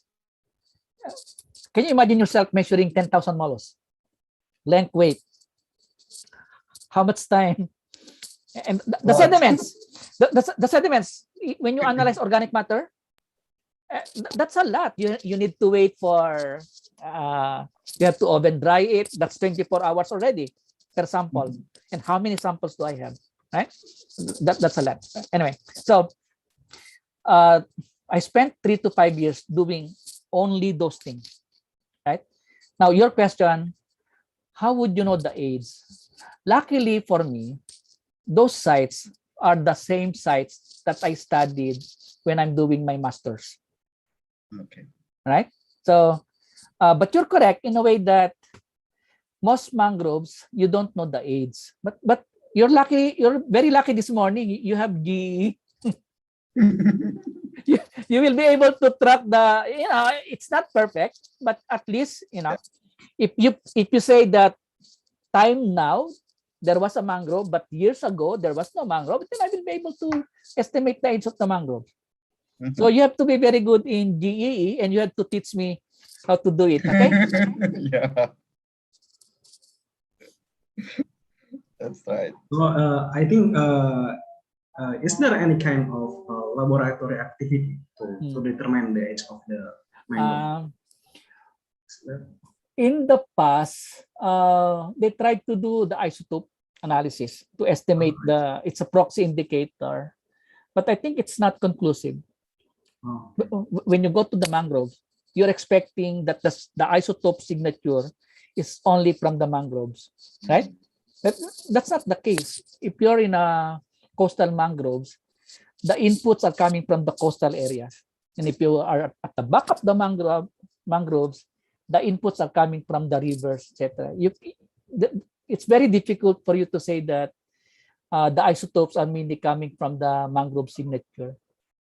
I don't know, for me, it will still be a combination of methodology for you to estimate the age. But there are cases, and I know in Indonesia, when tambak is abandoned, For example, 1990s, because it's no longer productive. So you know that in 1990 there was no mangroves. But then 2010, this is Frida's site. All of a sudden, you saw mangroves that are healthy. Where did that mangroves came from? There was no planting. So you know that 1990 and 2010, that's 20 years. So you know the mangroves, the age of the mangroves, right? So start in your own backyard. I don't know where you are now. I don't have mangroves here. I'm living in a faraway place. But if you have mangroves in your backyard, start tagging them. Make a marker so that you have a reference system already. Yeah. Can I add in some? Can I add in some comment regarding this? Yes, please. Please. I'm Chiu from Malaysia. In Malaysia, for example, Matang. Matang is the forest. It is under the management, so we will be able to know the age of the forest. Yes. That's all from me. Yeah. Thank you, Chu, for saying that. You know, my good friend Aldri Amir, his father is the park administrator of Matang, and they have a good records of the age. They know exactly what is the age of the mangroves for a particular, I forgot your term. It's like a square, right? It's a managed zone. You cut it every 30 years. 30 yeah, years. every 30. And then, Yeah, you know, 10 years that's for one thinning. Yeah. So they know the age. Thank you, Chu. Thank you. Do you know Aldri? I know him, but I'm not very sure he knows me or not. I'll tell him. Okay, Umir, is it enough? Yeah, enough. Thank you, Okay. Dr. Sure. All right. So next questions, maybe from Patrice, please. Good, well, evening, good morning for me. I'm from Jamaica in the Caribbean, and I wanted to know, you said that a 1 meter baseline core is a must, but what if the depth is not at that level and we use lower depth value? And also, if we have the routing system, it's preventing you from putting it in the core any further. Can we just use that depth as the baseline? Yeah. I got your point. I also have sites that are in coralline substrate. You know, in a coralline substrate, even if you use a hammer, you cannot get anything. But yes, I know that there are some sites, even here in the Philippines, it's very difficult to collect samples. But again, you follow the SIR definition. In the absence of a reference system, go for a reference system. You just have to find the best available reference system. So I think when I suggested a deep core samples, because the geologists think that what happens, what are deposited and accumulated in sediment over depths represents the historical trend. And that will give us some ideas on what was the organic matter, nitrogen, phosphorus content in the past. And those information will tell us what would be a reasonable target for organic matter or organic carbon content. So my short answer is that if that is the best depth that you can have, then might as well use it rather than having nothing. Okay, understood. Also, could you say what you use to determine your soil depth? Yeah. What do you use? I use an auger. I think Frida and I are using, you know Frida, right? No? I know No. Frida. Okay. We use the same auger. It's not the usual soil sampler. The soil scientists used a closed sampler. It's like, that will not work in mangroves. The vacuum will stop. It will not hold. So we use the open face auger, and then it's very sharp for you to slice samples deep in the sediment. That's what I've been using for more than 20 years now. Sometimes people are using a hammer to to hammer the sampler, the corer. But I don't recommend that, because when you hammer the sampler, you're changing the sediment compaction already, and it will give you a wrong values for organic matter. Thank you. Welcome. All right.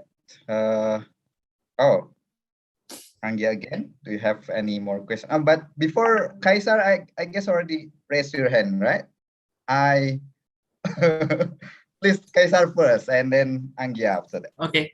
Thank you, Mr. Yaya.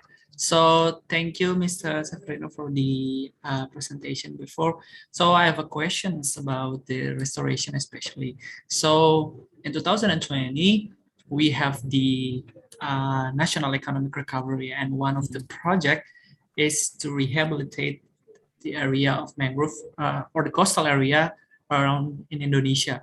So just a year before, we just restored the mangrove in Penajam, in East Kalimantan. And I know that there is some, from your presentation, there is some define about the restoration, about the target goals or its success or failure. Now, and from the things that I used to know in the restoration, we commonly use the sulam, replantation or embroidery, the seedling again and again. Is it the moment we replantation or embroidery the seedling are failure, or we just waiting for another month or years to see the mangrove grow? Because yes, there is some others threats to the mangrove itself, like natural disasters, like the wave is so high, so we plan into different type. In the front area is Avicennia, and then behind it is Rizzo, like that.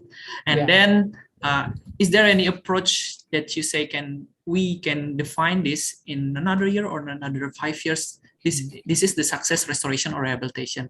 And then the second question is being mentioned before yesterday from the Mr. Novi.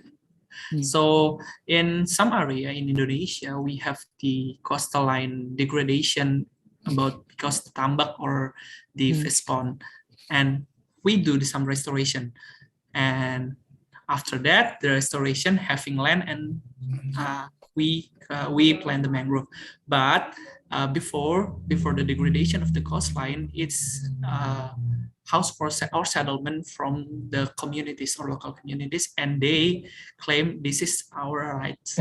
Is there any cases in the Philippines that like that's, because we know in the Philippines the natural disaster like typhoon maybe make the coastal line degradation and need to restore.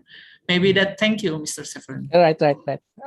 Let me assemble my thoughts first. When you say national economic recovery, I think we're also doing that in the Philippines. I don't have any doubt that if you do restoration, if your restoration program is successful, I don't have any doubt that it will give us resources, not just biodiversity, but mollusks. We're eating mollusks here. I'm sure in Indonesia, you're also eating mollusks. And if you do have a good restoration program, fisheries will be enhanced, and fisheries will provide livelihood and income to people. Right there and then, it will give you economic benefits, aside from protection from typhoons, disasters, etc. But your other question is like, when you do planting every year, did I get it right? You plant every year. It's like the seedling before it's dead, and then we replanting again. Yes. We have that same because of crabs or anything, something like that. Yeah. No, my answer for that. If the survival rate, and if you're doing this over and over again, then something is not right. I'm not saying something is wrong, but something is not right. Maybe it's the same, because I don't want to offend politicians here. You know the difference when I say something is wrong versus when I say something is not right. that spells the difference, but it's really wrong. You know, Yes. it's a waste of money. Maybe the site is not really good for restoration. Depth and the coastal degradation, the shifting shoreline will be a big factor. If your planting site is, you know, if the tidal amplitude is more than 1 meter, you know, the difference between high tide and low tide, the mean tidal level. If that is more than 1 meter, then forget it. Mangroves will have a very difficult time to grow, because what is the height of your seedling? 1 meter? Do you have a 1 meter seedling? No, right? So if you have a 1 meter tidal amplitude, then we're not even talking about high tide yet. If there's a high tide, obviously that will be additional 1 meter. Your planted seedlings, what will happen? It will be drowned, right? It will be submerged underwater. Yes. It will be very difficult to grow. I know, Novi. There are places in Indonesia that are, not all places in Indonesia are degraded like that, right? You have so many places. If you have the money, if you have the resources, why don't you do a restoration in restorable areas that are correct to do, not areas that are wrong to do restoration. And I hope I'm not offending your politician. You know, I'm very good with the twisting of the words. You are being recorded, Seth. And it's open on YouTube. But that's fine. Yeah. So we have to do something that is right. Thank you. Oh, for the second question, maybe you have the answer about the local communities that claim after the land being in Philippines. Maybe I don't know the cases. Yeah, we have cases like that. We have indigenous people, like you know, tribes, native communities. We do have special laws for indigenous people. If they occupy a land, that's really them, their property. But in most cases, if a private owner will claim ownership to a mangrove, that's very difficult. And we always encounter that problem. The way we treat that is that, you know, if you don't do restoration now, it's not just only you that will be affected. Obviously, the entire community will be affected. And if you're lucky, you will be able to convince them. If not, then we have the same case. It's like a dead end. Nothing we can do about it, because they can invoke their political rights, their right for ownership, and so on and so forth. It's very difficult. But for those people, I think it's a matter of explaining to them what is the mangroves doing for us, for the humanity. I think they are easily convinced. I find more difficult to convince people who want to construct airport in mangroves, because they have the money. Those are more difficult to convince than the regular people. Why are you smiling? They have the same case. Anyway, I'll stop that. This is recorded. Okay, thank you, Mr. Severino. Sure. All right. Anggia, can I give an opportunity to Abdullah first, because you have already asked a question? So, yeah, sure. Okay, Abdullah, please. Thank you. Yeah. And thank you, Severino, for your nice presentation. And I'm from Bangladesh.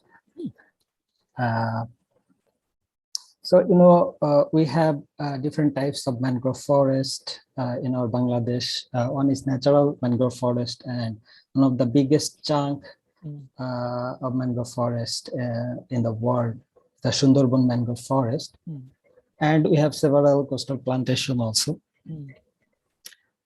But in your presentation, you mentioned that in Southeast Asia, we have only 22% protected area.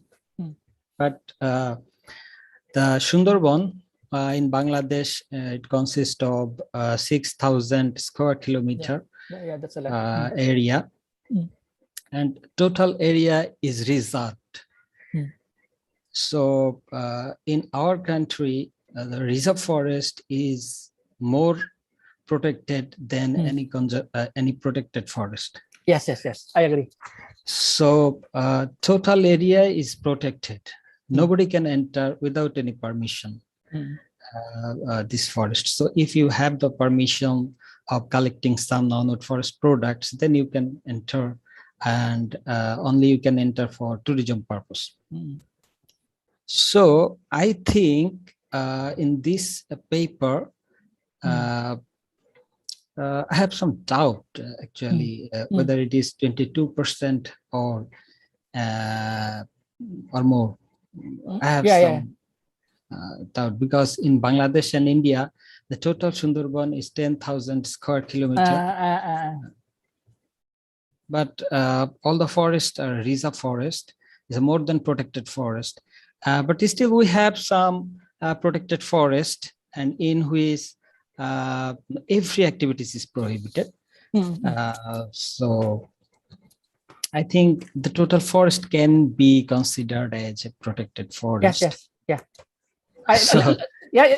I got your point, but I'm referring only to Southeast Asian mangrove forest, not the entire Asia. So Southeast Asia is the.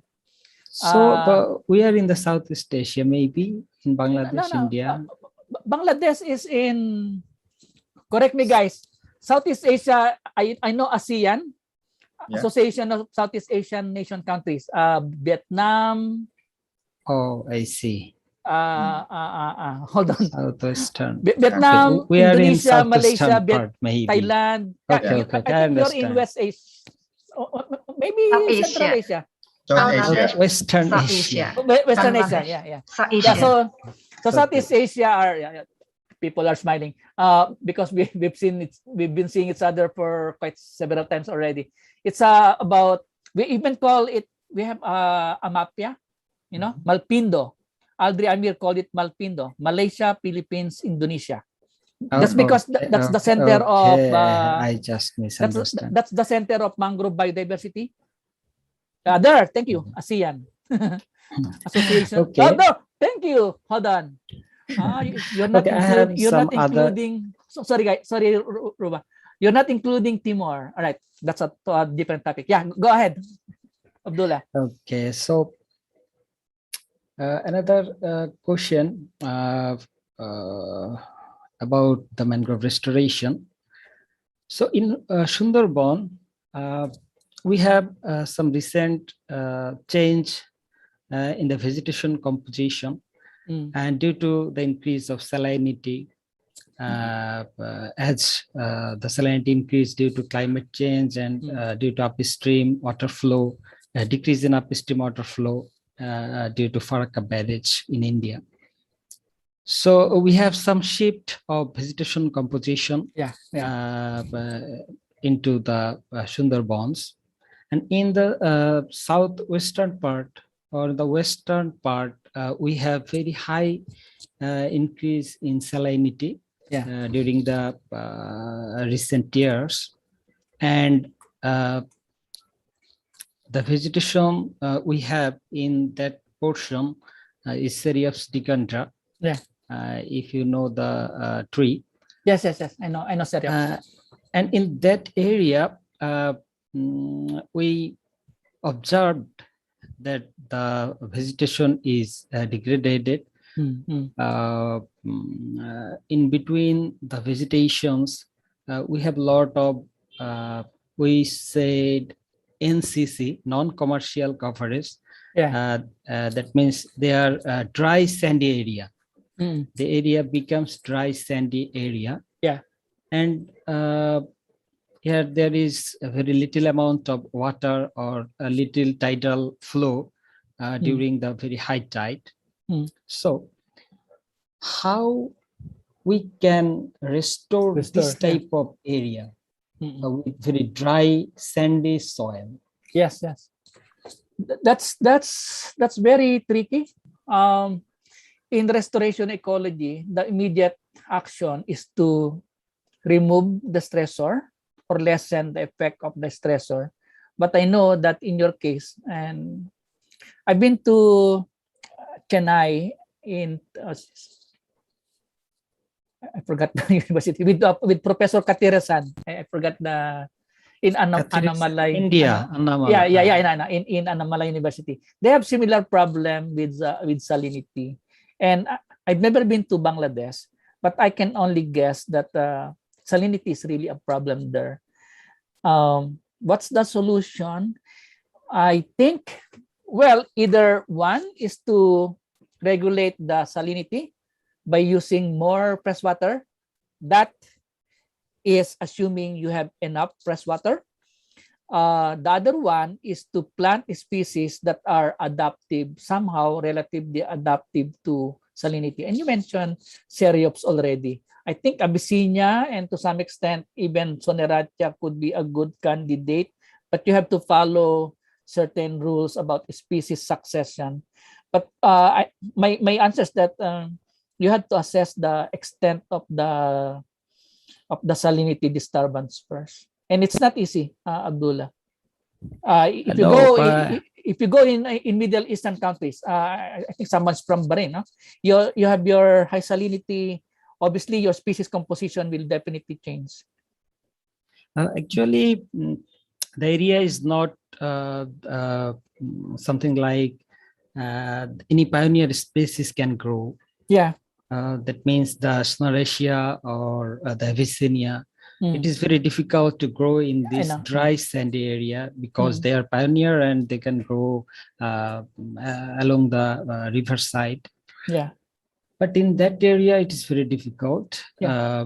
But we have some other species, Gylocarpus mollukensis and Gylocarpus granatum.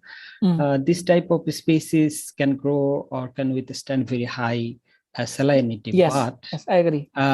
We had these tree species in that region, but the wood is very valuable. As the wood is very valuable, the local people illegally cut that's trees. a problem.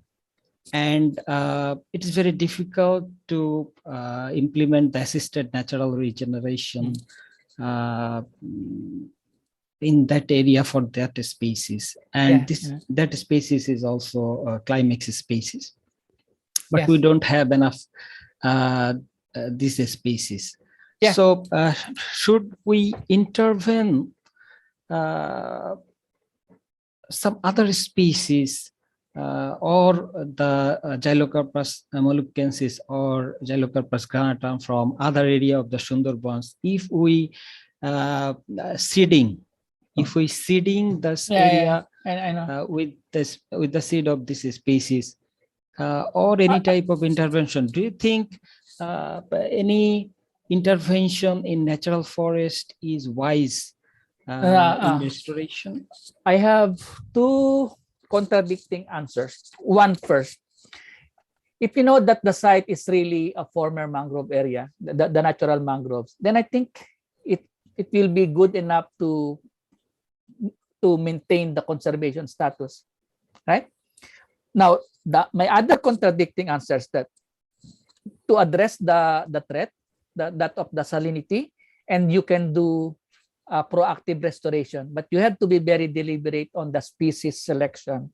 Things that you mentioned that are adaptive to salinity. There's an issue with the Xylocarpus, etc. But I love mangroves.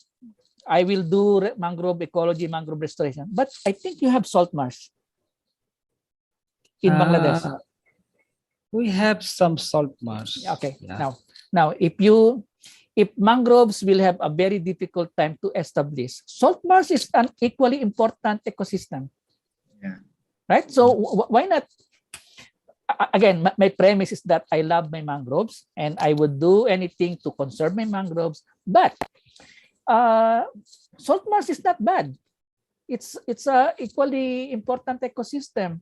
Why not invest some time with the salt marsh restoration?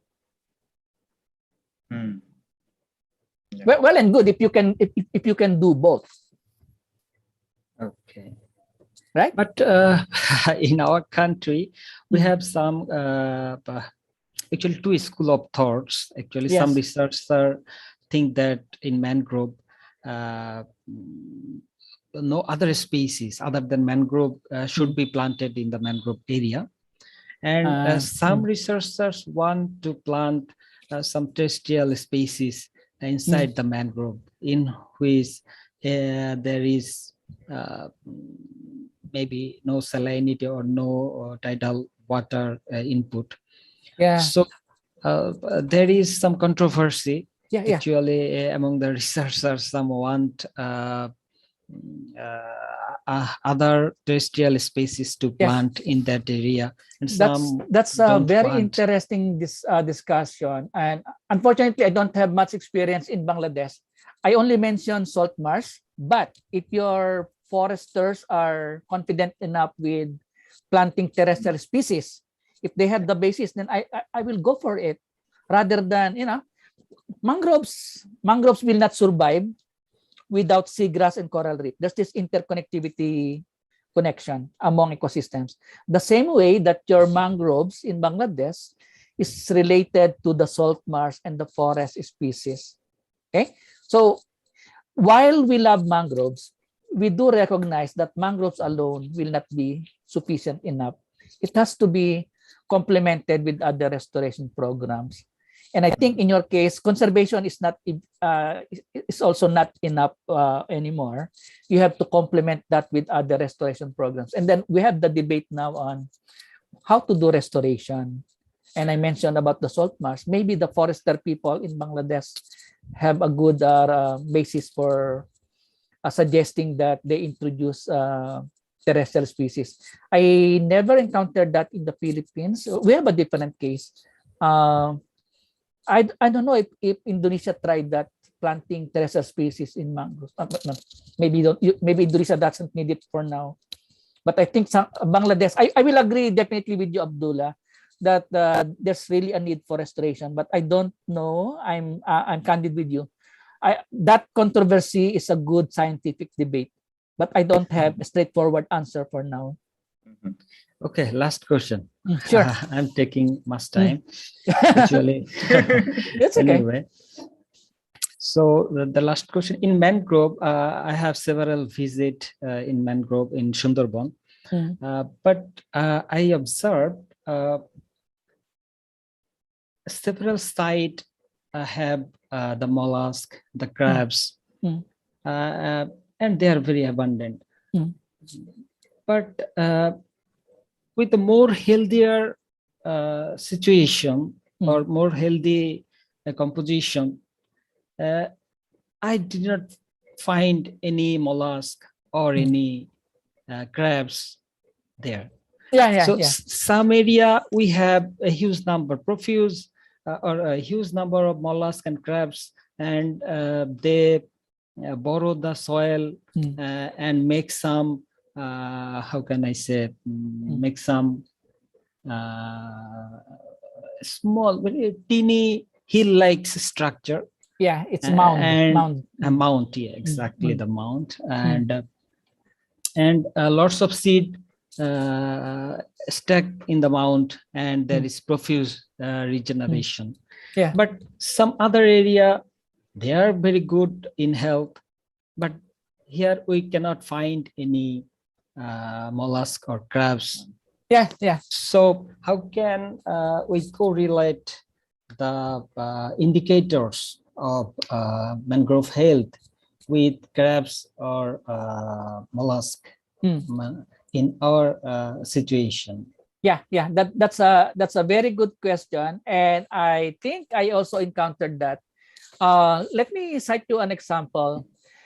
Down south here in the Philippines, yeah, it's almost similar to what you mentioned. Very healthy mangroves, no disturbances, but no crabs. I think that's what you meant, right? Yeah. Although the mangroves are healthy, but there are no crabs, right? There are several reasons. One could be seasonality, and the other one is that, but mollusks Mollusk is quite consistent with the healthy mangroves. But let me go back to crabs. Even though your mangroves are healthy, there are cases wherein there are things that are not visible for us. Like when we collected the sediment samples, the 1 meter sediment samples, we never know. Only then that we realize, and then people mentioned to us that it was a former mining area. So true enough, when we collected the 1 meter depth samples, at the bottom, it's like colored orange, yellowish. We didn't know that it was a former mining areas. Now, you know, the mining effluents are made up of what's this? Zinc, cadmium, heavy metals. And obviously your animals will not like that. And if you don't know those things, if you don't know the history of the site, just like what we did when we went to that site, then you will conclude that mangroves are healthy, but no animals, no biodiversity.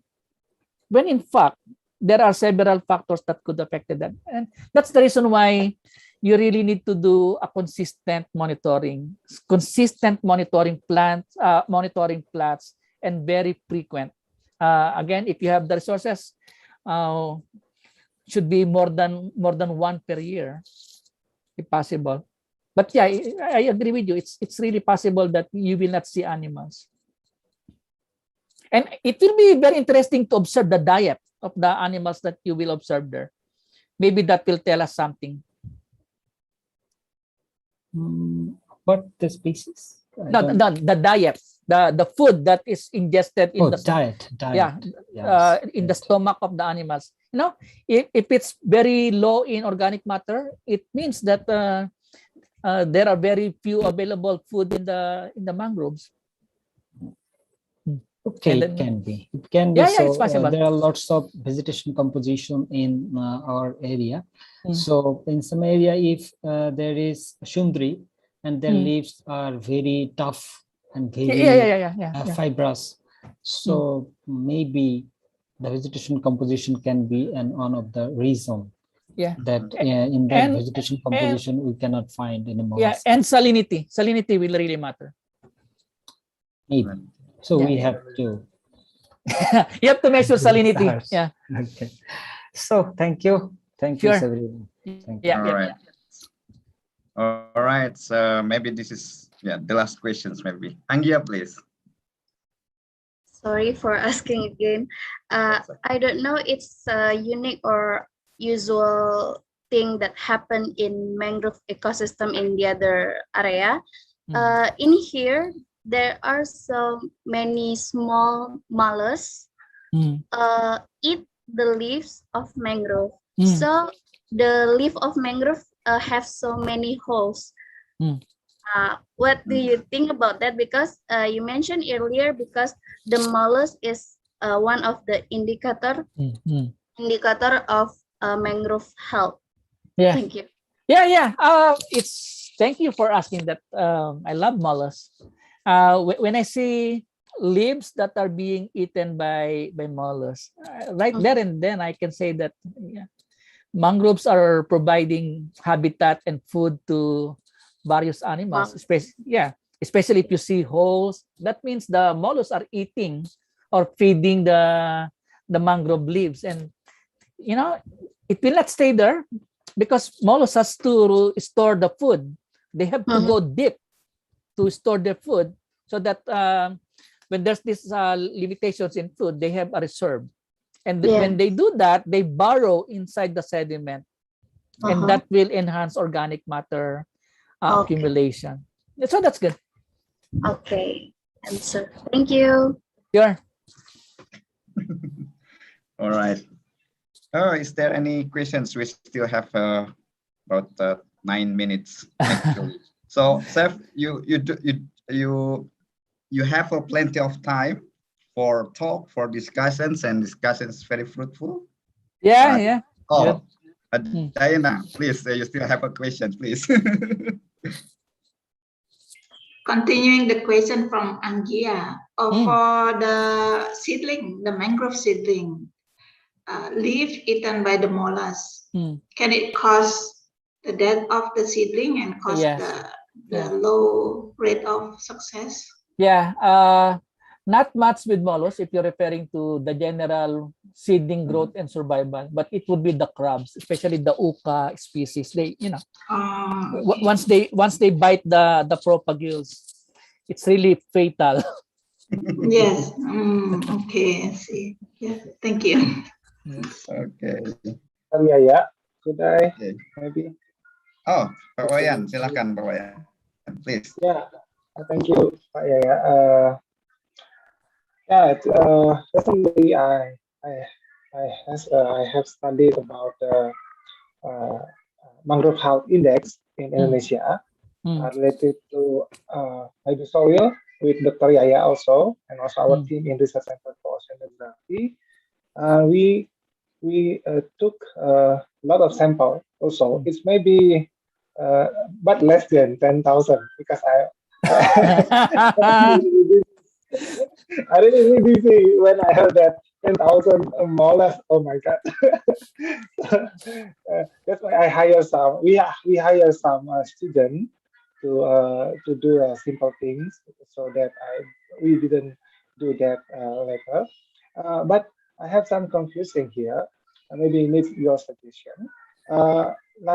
We studied some area, different types of area. Maybe one estuarine, a big, large river, and the other one is a small island.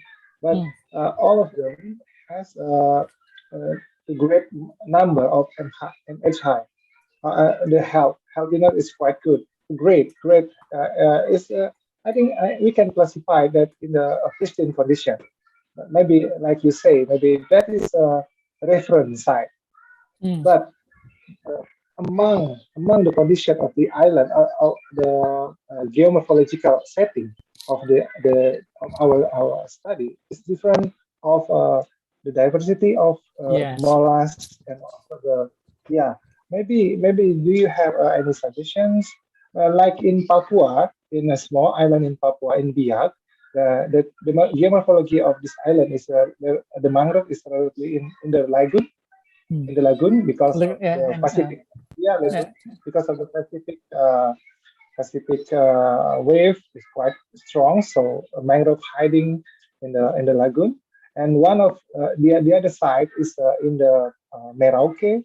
Merauke is a big estuarine and silky mangrove soil, but both of them is quite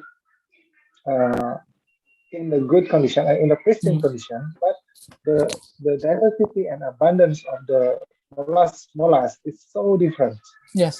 Even when in the Biak in the lagoon island, lagoon mangrove, I only found maybe 10 number of about 10 number of mollusks in 10 square 10 meters of the area. Even in the trees or in fauna or heavy fauna. But when we move to the Merauke, there is a lot of mollusks. Yes. A lot of yeah. Maybe do you have any suggestion? How could we do about this? Because the MSI, the Mangrove Health Index, or maybe I have some. wondering that its kind of geomorphological setting has the maximum maximum diversity of the mollusk. Maybe. Yeah. Do you have any suggestions? Nothing. Well, what I can say is that nothing 100% guarantee to answer your question. But I started my talk about the definition of concepts. What really is a restoration? And it could be ecological or ecosystem restoration. The other thing is about the establishment of a reference system. That's the reason why I don't really use abundance and biomass. It will really be very difficult. I'm more interested to see the shift, the change in species composition, the change in dominant species, or if you have a healthy system and you have, let's say, 10 species in a reference system, and it's not changing, it's always 10, right? Then I can say, but I need to assess, are these species pioneer species or mangrove dependent species? And if the mangrove dependent species are not changing, even though there are only 10, then I would say it's really healthy. But if I have a mangroves that have more than 100 species, but 99 species are pioneer species, 99 species, and only one that is mangrove dependent species, then I would say even if it's healthy, then the diversity is not supported. Again, my suggestion before, we have to document the restoration indicators and restoration trajectory, the change over time. And that's not easy to do. Yes. So we have to go there again. Yeah, and please update me with your monitoring. Yeah. But in our hypothesis might be there is a maximum number of each geomorphological setting. I think. Yeah, it's possible. Okay, thank you, Dr. Because we cannot really simply compare site X versus site Y. As you said, there are different site-specific conditions. And there will always be a question, how sure are we that the restoration we're doing is attributed to the restoration program? That's the reason why we have to establish what is a reference system. Yeah. And please remember restoration indicator and restoration trajectory. Okay, thank you, Dr. Sure. Thank you, Dr. I'm sorry for the participant. I also asked. I think the participants already have enough time for discussions. That's okay, Wayan. Okay. It's a 3:29, but actually, Steph, you are still there. I thought you already away. Okay. Actually, I invited you. One of considerations is to learn about mollusks and its functions in restorations. But the other considerations, actually, your presentations to the Mangrove Health Index, which is we conceptualize the Mangrove Health Index based on the structural complexity, as you said, and that's the easiest way for us in Indonesia, rather than to collect all of the data for judging this is health or this is not. I think structural complexity it's enough for doing that. And then it said the structural, there is a correlation between structure and mollusk shifting, mollusk community, and also the soil quality. That's so I think in that case we still what we call it, it's still grounded on the theory that we can use structural complexity as the indicators for making decisions. This is a good mangrove and this is a bad mangrove. Is that right? But still in our situations we have to make sure, as Wayan said, sometimes in good in health mangrove we cannot find any mollusks or something like that. But that's, thank you very much for you. Sure. No, my job is already done. It's half job is already done by you. And then later in Saturday we can discuss more. My sessions. Okay. Do you have a last words, closing words for this session, please? Well, aside from the group photo later. Okay. Okay. So after you closing your word, yeah. Yeah, We will have enjoyed having the talk with you guys. I see the enthusiasm with the participants, and again, I love the mangroves. I love the smell of the sediment. You know, the sulfide thing. It's really good, and I love the biodiversity thing. But what I love most is when I see young guys like you guys, not Yaya, the younger guys. When I see young guys that are interested in mangroves, that somehow the future is bright. We will see each other maybe virtually in 2030. You and I will ask each other, what have we done in 2021? And I hope by 2030, we have a better world to live in. Right? Thank you so much. Thank you. Thank you again. That is the last sessions, for these sessions. And we will have a photo group. So, Pak Yunus. Yeah, please send me the photo and the manual for the GEE. I will try to learn. Okay, I will do. Okay. Yeah. Well, Pak Yaya. Yep. Yeah, we are going to have photo session. Pak Tribun, please help take the shots. Okay. For page 1 first, second. Okay. Page 1. 1, 2, 3. Okay, next, page 2. Oh, no. 1, 2, 3. Okay, thank you very much. Thank you. Thank you. Thank you very much, Dr. Thank Severino. you. Thank you. Thank you, everybody. Thank you.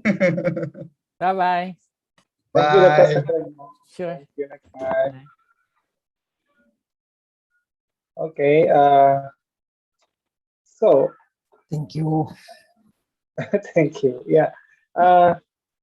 Okay. This is the end of this session today. Maybe all of you should. I think all of you have homework. I think, yeah, Mas Bayu, yeah. Yes. Yeah. Yes. Yeah. You still have But, homework. I should remind that please, maybe you already get in on the LMS now. I think you're now expert in LMS now. So I think I also need to remind that don't forget to finish all of the activity on LMS, because we will disturb you if not. We will the community will disturb you. Will send you chat every time to finish the LMS. Okay, thank you. This is the end of today. See you tomorrow. Thank you for Dr. Yaya. Thank you for Mas Bayu. Thank you for Dr. Safran also, and the other community. Thank you. See you tomorrow.